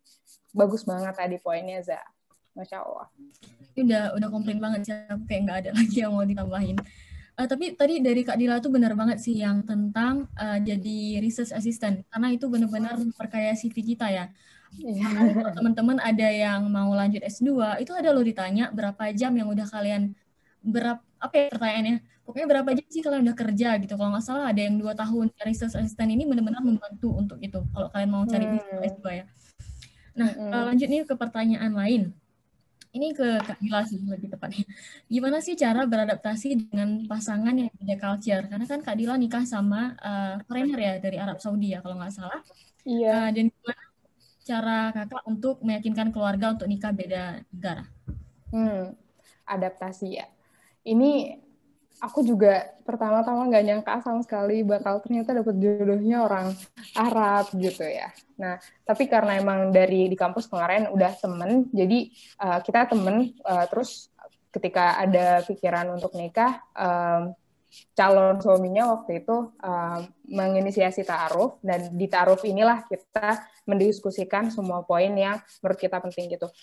Aku sendiri sangat sadar bahwa pernikahan itu kalau misalnya dijalanin dengan orang yang beda culture mungkin akan membawa satu tantangan yang baru kayak gitu. Nah, alhamdulillah setelah dijalanin bener-bener mudah banget, alhamdulillah mudah banget. Karena ketika kemarin kita ta'aruf itu di sini poin-poin yang benar-benar penting yang harus dibahas sih buat aku. Pertama, visi misi hidup kayak gitu. Di sini kita kasih tahu cita-cita kita pribadi apa, hal yang penting untuk kita raih dalam hidup kita apa, si calon suami apa, dan dari situ kita bisa ngelihat bahwa oh ya aku bisa ngedukung ini nih, ngedukung dia nih, dan dia kayaknya bisa ngedukung aku kayak gitu. Itu yang pertama. Yang kedua juga misalnya hal-hal yang prinsip atau hal-hal yang cuma preferensi aja. Misalnya aku bener-bener mau ngelanjutin pendidikan aku, ini prinsip, aku nggak bisa tolerir. Kalau kamu nanti ketika aku udah punya anak dan kamu nggak bersedia untuk mendukung aku dalam pendidikan aku, dia berarti mungkin kita nggak cocok kayak gitu. Diskusiin hal-hal yang menurut kalian prinsip yang nggak bisa ditolerir. Nah, dan juga kasih tahu ekspektasi yang mungkin kalian bakal suka. Aku sih lebih prefer orang yang bisa bahasa Indonesia kayak gitu. Karena kalau misalnya nggak bisa bahasa Indonesia, menurut aku itu kunci untuk bergabung sama keluarga besar itu nggak dapet kayak gitu. Dan alhamdulillah suamiku belajar bahasa Indonesia dan sekarang lancar kayak gitu. Dan aku PR-nya juga. Dan di situ PR aku untuk belajar bahasa Arab Amiyah, karena alhamdulillah kemarin kan belajar bahasa Arabnya itu Fusha yang benar-benar formal kayak gitu. Ketika masuk ke sini ngomong Fusha, orang-orang pada bingung sendiri kayak gitu. Jadi di sini aku belajar, tugas aku buat belajar Amiyahnya kayak gitu. Nah, jadi diskusin poin-poin yang menurut kalian itu nggak bisa ditolerir, yang mana yang kalian cuma suka aja tapi nggak apa-apa, bisa ditolerir, kalaupun nggak ada juga nggak apa-apa, itu juga harus diidentifikasi. Nah, habis itu juga tentang kalau buat aku pribadi tantangannya sih alhamdulillah nggak ada, karena kita dari awal emang udah tahu nih kita beda budaya. Jadi apa yang bakal kita lakuin ketika budaya kita clash kayak gitu. Nah, jadi kita diskusi, kita setuju bahwa kita bakal ngikutin apa yang ada di syariah aja gitu. Ketika ada yang di culture itu clash satu sama lain, kita bakal balik ke syariah, syariahnya kayak gimana gitu. Nah, itu sih. Jadi contohnya misalnya kayak kebiasaan di Saudi, misalnya hari Jumat itu hari keluarga. Nah, itu kita dengan senang mengadaptasi kebiasaan kayak gitu, karena itu walaupun kalau di Indonesia ya udah sih nggak harus jalan-jalan setiap hari Jumat sih, please, nggak apa-apa sebulan sekali atau nanti juga setiap setahun 2 kali setiap Lebaran juga nggak apa-apa gitu. Tapi di sini hari Jumat itu hari keluarga, tamasya kemana kek, itu pokoknya harus ada kegiatan yang spesial kayak gitu. Atau misalnya kayak masalah apa ya? Masalah makanan di Saudi itu kebiasaan banget kalau makan berlebihan gitu. Makanan yang disediain tuh banyak banget, gede-gede, porsinya tuh menurutku buat 3 orang kayak gitu. Nah, dan kalau misalnya di Indonesia, kita itu makanan semua porsinya bagus-bagus loh. Di Indonesia tuh bener-bener perfect buat 1 orang, cakep abis gitu, bisa habis makan sendiri. Nah, di sini jadi yang kita adaptasi, kita ngambil balik lagi ke ke Islam di syariah tuh kayak gimana gitu. Oh, nggak boleh mubazir. Akhirnya kita ambil, ya udah, kalau misalnya kita order makanan di sini, kita selalu order 1 porsi, karena nanti kita makannya berdua, atau kadang bahkan itu pun juga nggak habis kayak gitu. Jadi hal-hal kayak gitu sih. Cuma alhamdulillahnya mudah.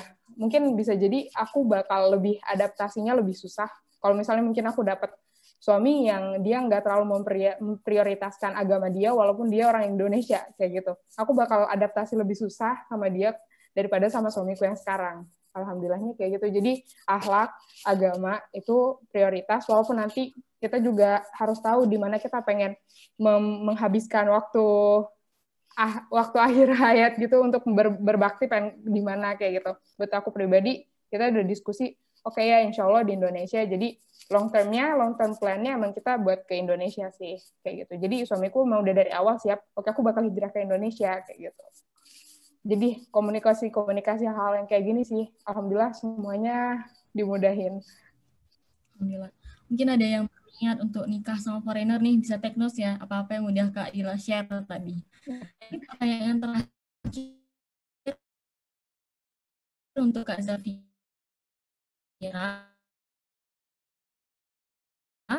Apa sih yang perlu kita persiapin ketika kita menikah? Beda sih dengan apa yang tadi Kadilah bilang. Prinsip kita ketika ta'aruf untuk mengetahui visi misi, preferensi, apa yang prinsip, apa yang nggak prinsip, itu mau dengan foreigner, mau tidak dengan foreigner, itu pasti kita harus bahas. Dan kita bahas pun harus bisa detail gitu. Benar. Maksudnya bukan prefer semangka atau durian yang kayak gitu nggak penting gitu ya. Tapi seperti yang tadi Kadilah bilang, buat aku pribadi, untuk bisa sekolah sampai S3 itu adalah sesuatu yang prinsip. Jadi di tingkat aku saat ini sedang S1, ketika aku nikah itu aku masuk tingkat 4. Itu aku katakan aku akan kembali ke Jepang gitu. Aku akan tetap kembali ke Jepang untuk melanjutkan kuliah sampai lulus, dan setelah lulus pun aku pengen daftar S2, S2-nya pun tidak di Indonesia gitu.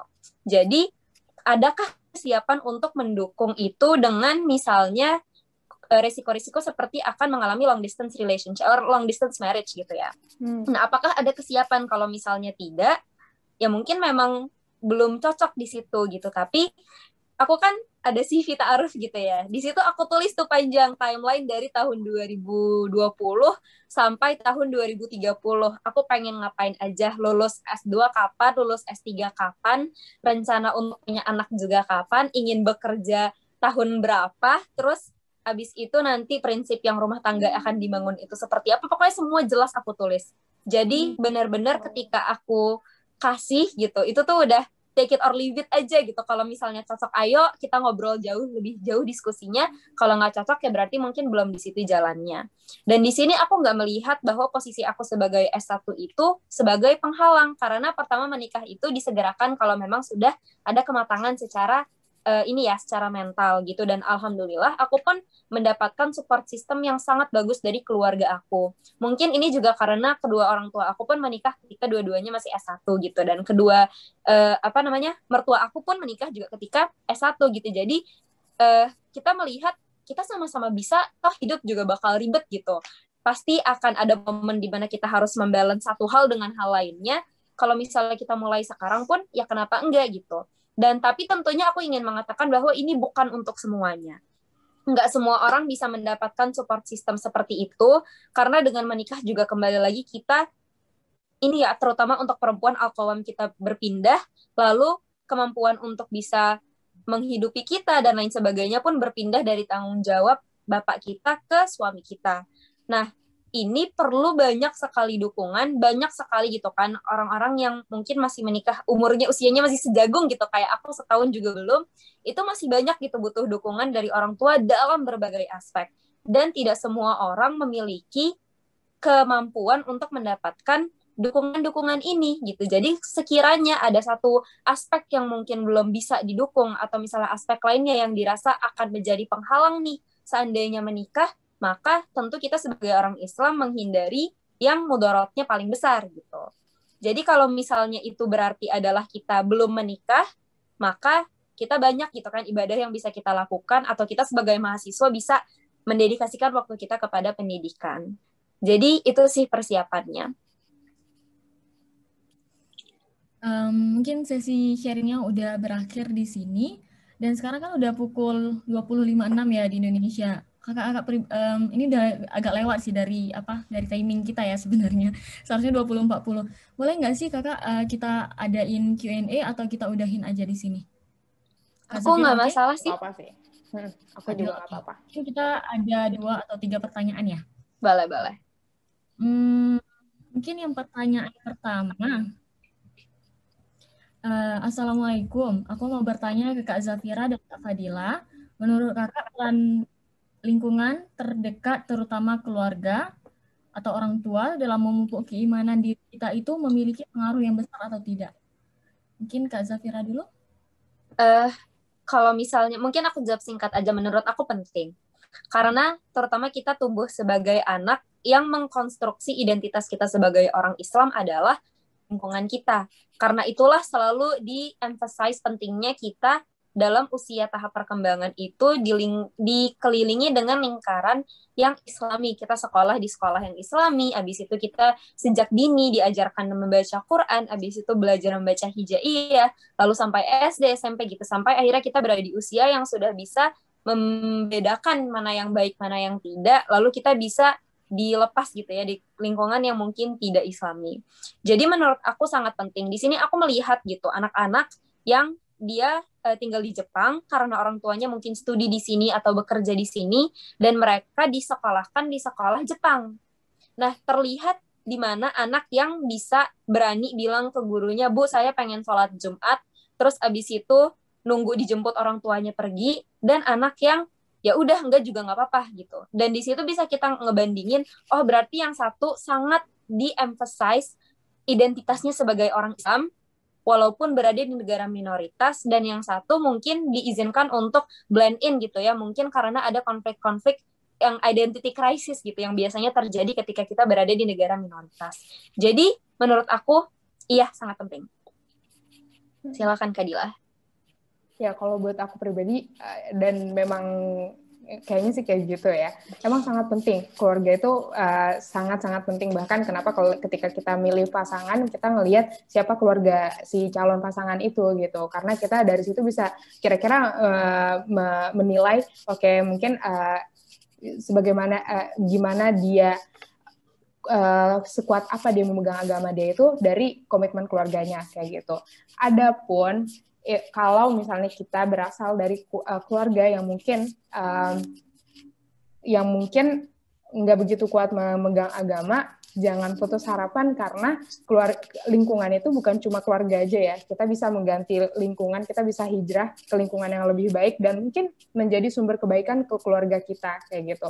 Nah, dan juga banyak banget kasus di mana seseorang itu datang dari lingkungan yang benar-benar nggak mungkin kayaknya dia jadi baik, misalnya dari lingkungan pelacur kayak gitu, tapi dia bisa jadi orang yang benar-benar Masya Allah fitrahnya terjaga kayak gitu. Karena di sini kita semua datang, kita punya modal kebaikan, yaitu fitrah yang memang udah Allah kasih tuh ke setiap orang sama, regardless of lingkungan mereka kayak gitu, gimana pun lingkungan mereka, jadi mereka tetap bisa menjaga kebaikan itu. Walaupun jadi ketika kita yang melihat ke harapannya, ya harapan itu ada, tapi ketika kita ngelihat ke lingkungannya, ya sangat berpengaruh gitu.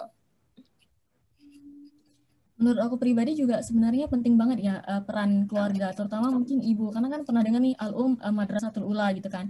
Jadi fondasi-fondasi kita tuh benar-benar yang pertama kita dapatin dari ibu, makanya tadi relate banget sama yang Kak Dila bilang, sama Kak Zafira juga, kalau kita tuh sebenarnya mempersiapkan diri kita untuk generasi-generasi mendatang gitu, karena kita adalah madrasah pertama untuk anak-anak kita. Dan juga tapi lingkungan juga bisa mereplace itu, jadi kita mungkin ikut halakoh atau apa, lingkungan yang mendukung kita juga itu akan meningkatkan kualitas iman kita insya Allah ya.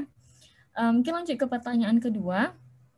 Selamat malam, aku izin bertanya. Sebelumnya Kak Zafira membicarakan perihal betapa pentingnya untuk selalu berpikir positif tentang apa yang akan terjadi ke depannya. Namun tentu saja kadang apa yang terjadi tidak sebagus apa yang sudah kita coba tanamkan di pikiran kita. Ujung-ujungnya kita kecewa. Nah, pertanyaannya, kira-kira menurut Kak Zafira dan Kak Dila, apakah ada batasan dalam berpikir positif? Bagaimana agar selalu berpikir positif in a good way? Mungkin Kak Zafira dulu? Ini sih, menurut aku ini pertanyaan yang menarik, karena aku juga pernah sekali diskusi dengan salah satu teman aku tentang toxic positivity. Gitu, jadi kita positif, tapi dorongan untuk menjadi positif itu menjadi tekanan gitu untuk diri kita. Karena ketika kita tidak bisa mencapai titik di mana kita bisa berpikir positif, disitulah kita akhirnya malah kembali lagi kecewa. Dan tentu menurut aku, pada akhirnya kita sebagai manusia perlu untuk menghadapi realita. Menurut aku, sedih itu wajar, kecewa itu wajar. Karena kita tentu memiliki ekspektasi terhadap diri kita sendiri. Jadi ketika memang diperlukan waktu untuk sedih, menurut aku nggak masalah gitu. Yang penting kita selalu ingat untuk bangkit kembali. Itu sih gitu. Dan pada akhirnya kembali lagi, kita memiliki keyakinan bahwa yang tidak sesuai dengan rencana kita adalah memang apa yang sudah tertulis dalam qada qadar. Ini kembali lagi ke ini ya, keyakinan kita gitu terhadap apa yang sudah dituliskan oleh Allah jauh dari sebelum kita semua diciptakan gitu. Nah, tapi mungkin ada yang berpikir, lah terus kalau gitu kita ngapain dari awal berusaha gitu kalau semuanya sudah ditentukan. Nah, ada satu quote yang aku suka, yang pernah aku baca juga di Instagram, yaitu mungkin di beberapa poin di lauhul mahfuz kita, bukan kita akan masuk kuliah A atau bukan kita akan masuk kuliah B, tapi yang ditulis adalah tergantung dengan usahanya. Nah, disitulah makanya kita perlu untuk berusaha, tapi kembali lagi, jika kita tidak sesuai dengan rencananya, maka Allah tahu yang terbaik buat kita, dan itu memang butuh proses untuk bisa meyakini, gitu sih. Kalau Kak Dia? Kalau buat aku, ya tadi konsep toxic positivity itu penting banget ya. Jadi jangan sampai kita jadi orang yang positif, tapi malah menjadi sumber kenegatifan gitu dalam usaha kita untuk menjadi positif itu, kayak gitu.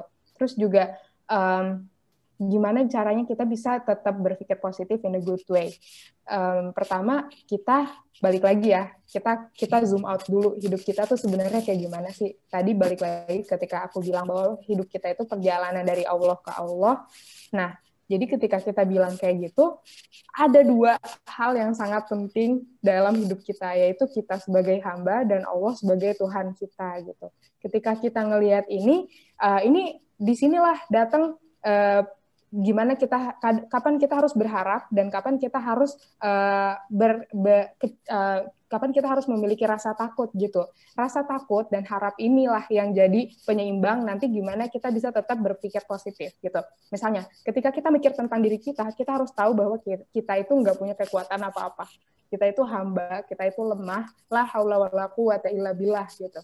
Nggak ada kekuatan apapun, nggak ada kemampuan apapun kecuali dengan Allah. Nah, itu adalah nature diri kita gitu. Itu adalah karakter diri kita. Dan kita punya Allah, tapi kita punya Allah karena kita itu hambanya Allah. Allah itu kayak gimana? Allah itu bisa semuanya. Allah itu yang menuliskan takdir kita, Allah itu yang maha berkuasa, yang maha pemaksa bahkan, dan maha berkekuatan untuk menentukan apapun yang Allah mau. Ketika Allah mau membuat sesuatu terjadi, Allah cuma bilang, kun fa'kun, dan akan terjadilah kayak gitu. Nah, jadi kita yang lemah punya Tuhan yang begitu kuat gitu. Jadi di sini sumber positive thinking kita. Ketika kita emang nggak bakal bisa ngelakuin apapun sendirian, tapi kita punya Allah yang bakal, yang pertama sayang banget sama kita lebih daripada orang tua kita, lebih daripada ibu kita sayang sama kita gitu. Jadi dari keyakinan ini kita bakal bisa selalu ngejalanin apapun insya Allah dengan tenang kayak gitu.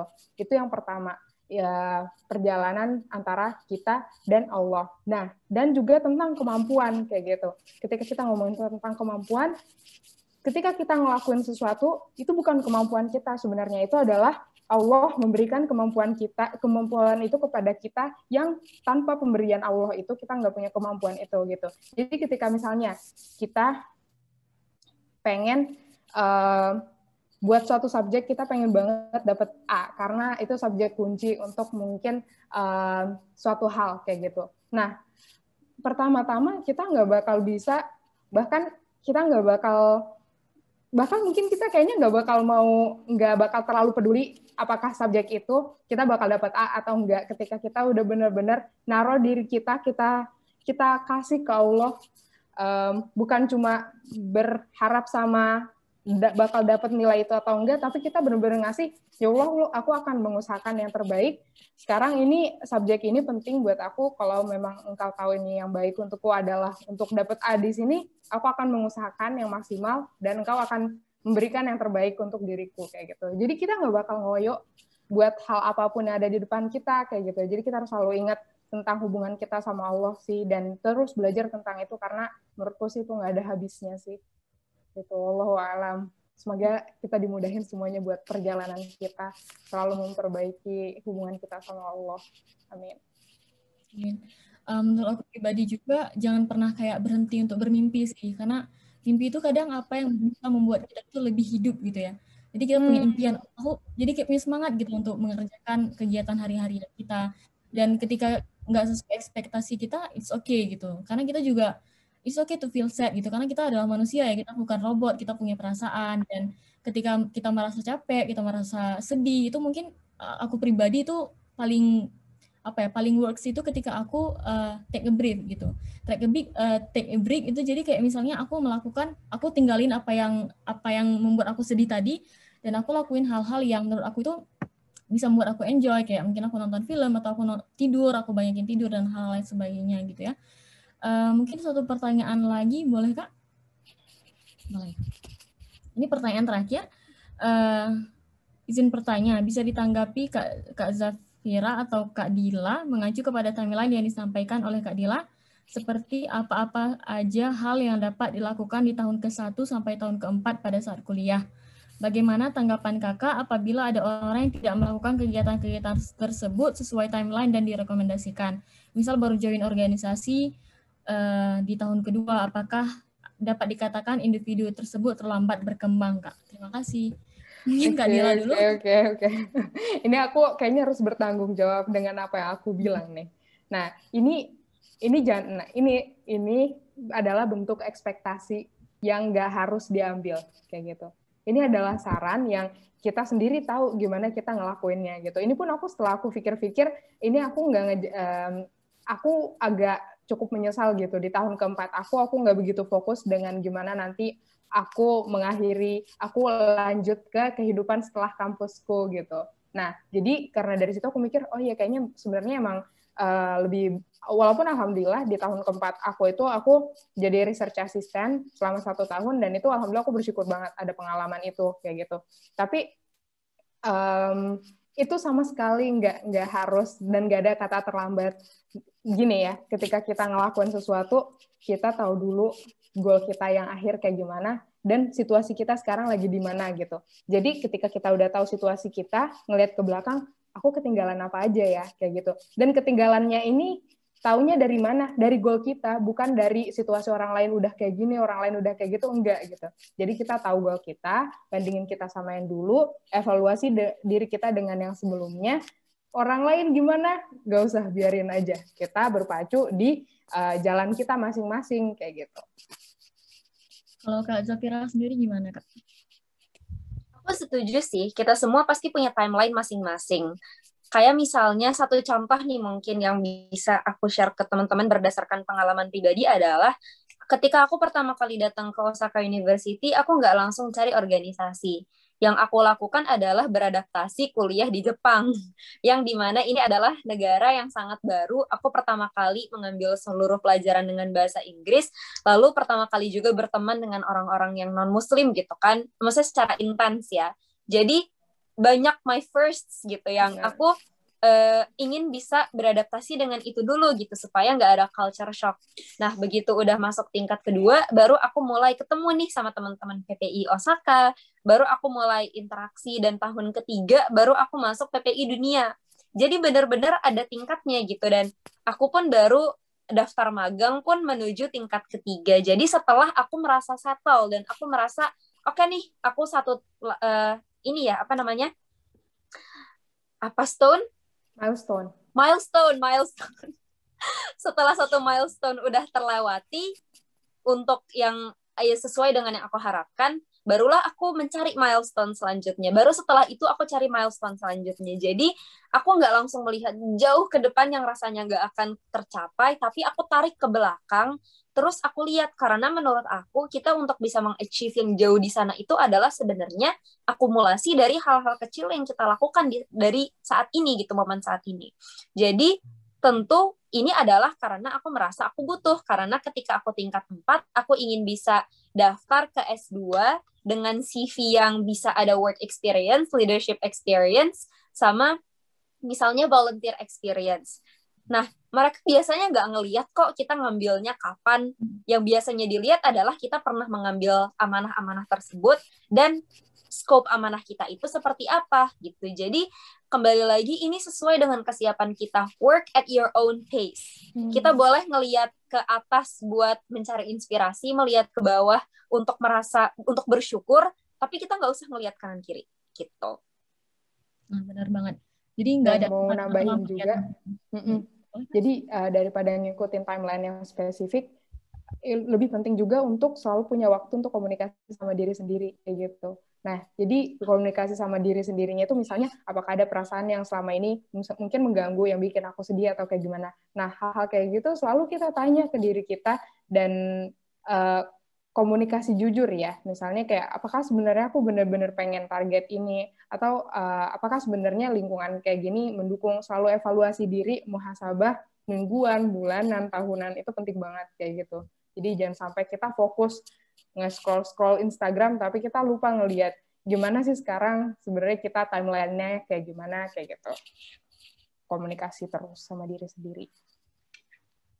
Nah, Insya Allah banyak banget ya, Insya Allah pengetahuan-pengetahuan yang udah Kak Zafira dan Kak Dila sharing pada malam hari ini. Mungkin mengingat waktu juga, di sini dengan berakhirnya Q&A ini, berakhir pula kewajiban saya, peran saya sebagai moderator. Mungkin ada banyak yang salah, saya minta maaf. Saya serahkan kembali kepada MC. Terima kasih Kak Zafira dan Kak Dila untuk luang waktunya. Sama-sama, Nadia. Baik, terima kasih Kak Nadia, Masya Allah sekali ya. Nggak kerasa ya kita udah lebih dari jadwal yang ditentukan. Kita udah melebihi waktu karena tadi diskusinya Masya Allah seru sekali dan banyak dan insightful. Banyak banget ilmu yang bisa kita dapat dari Kak Zafira dan Kak Fadila tentunya. Semoga teman-teman juga, para peserta, bisa mengambil manfaat dari apa yang sudah kita dengarkan dan sudah kita pelajari bersama. Baik, sebelum terlalu malam, mungkin sekarang kita bisa foto session. Mungkin teman-teman bisa buka kameranya dulu sebelum kita tutup acara ini. Untuk dokumentasi, boleh teman-teman buka kameranya. Oke, silahkan. Baik, boleh teman-teman ditunggu sebentar. Oke. Baik, oke. Saya hitung ya untuk yang karena ini banyak pesertanya, page pertama dulu nih, oke. 1, 2, 3. Baik. Oke, next page. Wah, Masya Allah. Oke, next page. 1, 2, 3. Baik, oke. Terus page 3, karena untuk page-page selanjutnya teman-teman belum buka kamera, jadi insya Allah saya dokumentasi yang page 1 dan 2. Tapi terima kasih, tetap diapresiasi semua kehadirannya teman-teman. Baik. Juga saya mau mengingatkan buat teman-teman Indonesia yang di IAIUM bahwa sekarang Votar sedang membuka rekrutmen untuk program mentoring atau bisa dikenal juga program Halakoh yang dimana kita akan belajar bersama teman-teman baru.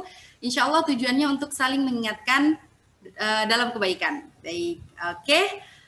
Kita langsung saja menuju acara penutup yaitu pembacaan doa yang akan dipimpin oleh Saudari Mas Naria Dewi Rahma.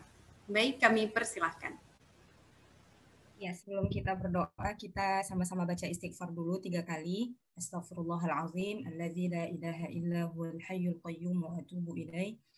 Astaghfirullahalazim, alladzi la ilaha illa huwal hayyul qayyum wa atubu ilaih. Astaghfirullahalazim, alladzi la ilaha illa huwal hayyul qayyum wa atubu ilaih. أعوذ بالله من الشيطان الرجيم بسم الله الرحمن الرحيم الحمد لله رب العالمين حمدا يوافي نعمه ويكافئ مزيده يا ربنا لك الحمد ولك الشكر كما ينبغي لجلال وجهك الكريم وعظيم سلطانك اللهم صل وسلم على سيدنا محمد وعلى آله وصحبه أجمعين اللهم اغفر لنا ذنوبنا ولوالدينا ولمشايخنا ولجميع المسلمين والمسلمات والمؤمنين والمؤمنات الأحياء منهم والأموات إنك على كل شيء قدير اللهم إنا نسألك سلامة في الدين والدنيا والآخرة وعافية في الجسد وزيادة في العلم وبركة في الرزق وتوبة قبل الموت ورحمة عند الموت ومغفرة بعد الموت والنجاة من النار والعفو عند الحساب برحمتك يا أرحم الراحمين. ربنا هب لنا من أزواجنا وذرياتنا قرة أعين واجعلنا للمتقين إماما. ربنا أوزعنا أن نشكر نعمتك التي أنعمت علينا وعلى والدينا وأن نعمل صالحا ترضاه وأدخلنا برحمتك في عبادك الصالحين. ربنا لا تؤاخذنا إن نسينا أو أخطأنا. ربنا ولا تحمل علينا إصرا كما حملته على الذين من قبلنا. ربنا ولا تحملنا ما لا طاقة لنا به واعف عنا واغفر لنا وارحمنا أنت مولانا فانصرنا على القوم الكافرين. ربنا ظلمنا أنفسنا وإن لم تغفر لنا وترحمنا لنكونن من الخاسرين. ربنا تقبل منا إنك أنت السميع العليم وتب علينا إنك أنت التواب الرحيم. ربنا آتنا في الدنيا حسنة وفي الآخرة حسنة وقنا عذاب النار. صلى الله على سيدنا محمد وعلى آله وصحبه وسلم. سبحان ربك رب العزة عما يصفون وسلام على المرسلين والحمد لله رب العالمين. الفاتحة. أعوذ بالله من الشيطان الرجيم. بسم الله الرحمن الرحيم. الحمد لله رب العالمين الرحمن الرحيم مالك يوم الدين إياك نعبد وإياك نستعين اهدنا الصراط المستقيم صراط الذين أنعمت عليهم غير المغضوب عليهم ولا الضالين. Terima kasih Kak Masna. Baik teman-teman, dengan ini berakhir sudah semua rangkaian acara Seminar Muslimah Find the Diamonds Inside You. Saya dan seluruh panitia memohon maaf atas segala kekurangan dalam acara ini, serta kami ucapkan banyak terima kasih kepada moderator dan pembicara, juga kepada peserta semuanya. Semoga pertemuan virtual malam ini menjadi wasilah kebaikan untuk kita semua, insya Allah. Terima kasih juga atas partisipasinya yang luar biasa, dan semoga ilmu yang kita dapatkan bermanfaat dan berkah, insya Allah. Terima kasih semua, jangan lupa untuk selalu jaga kesehatan, tetap bahagia, dan selalu bersyukur atas hidup kita. Terima kasih sekali lagi. Wassalamualaikum warahmatullahi wabarakatuh. Waalaikumsalam warahmatullahi wabarakatuh.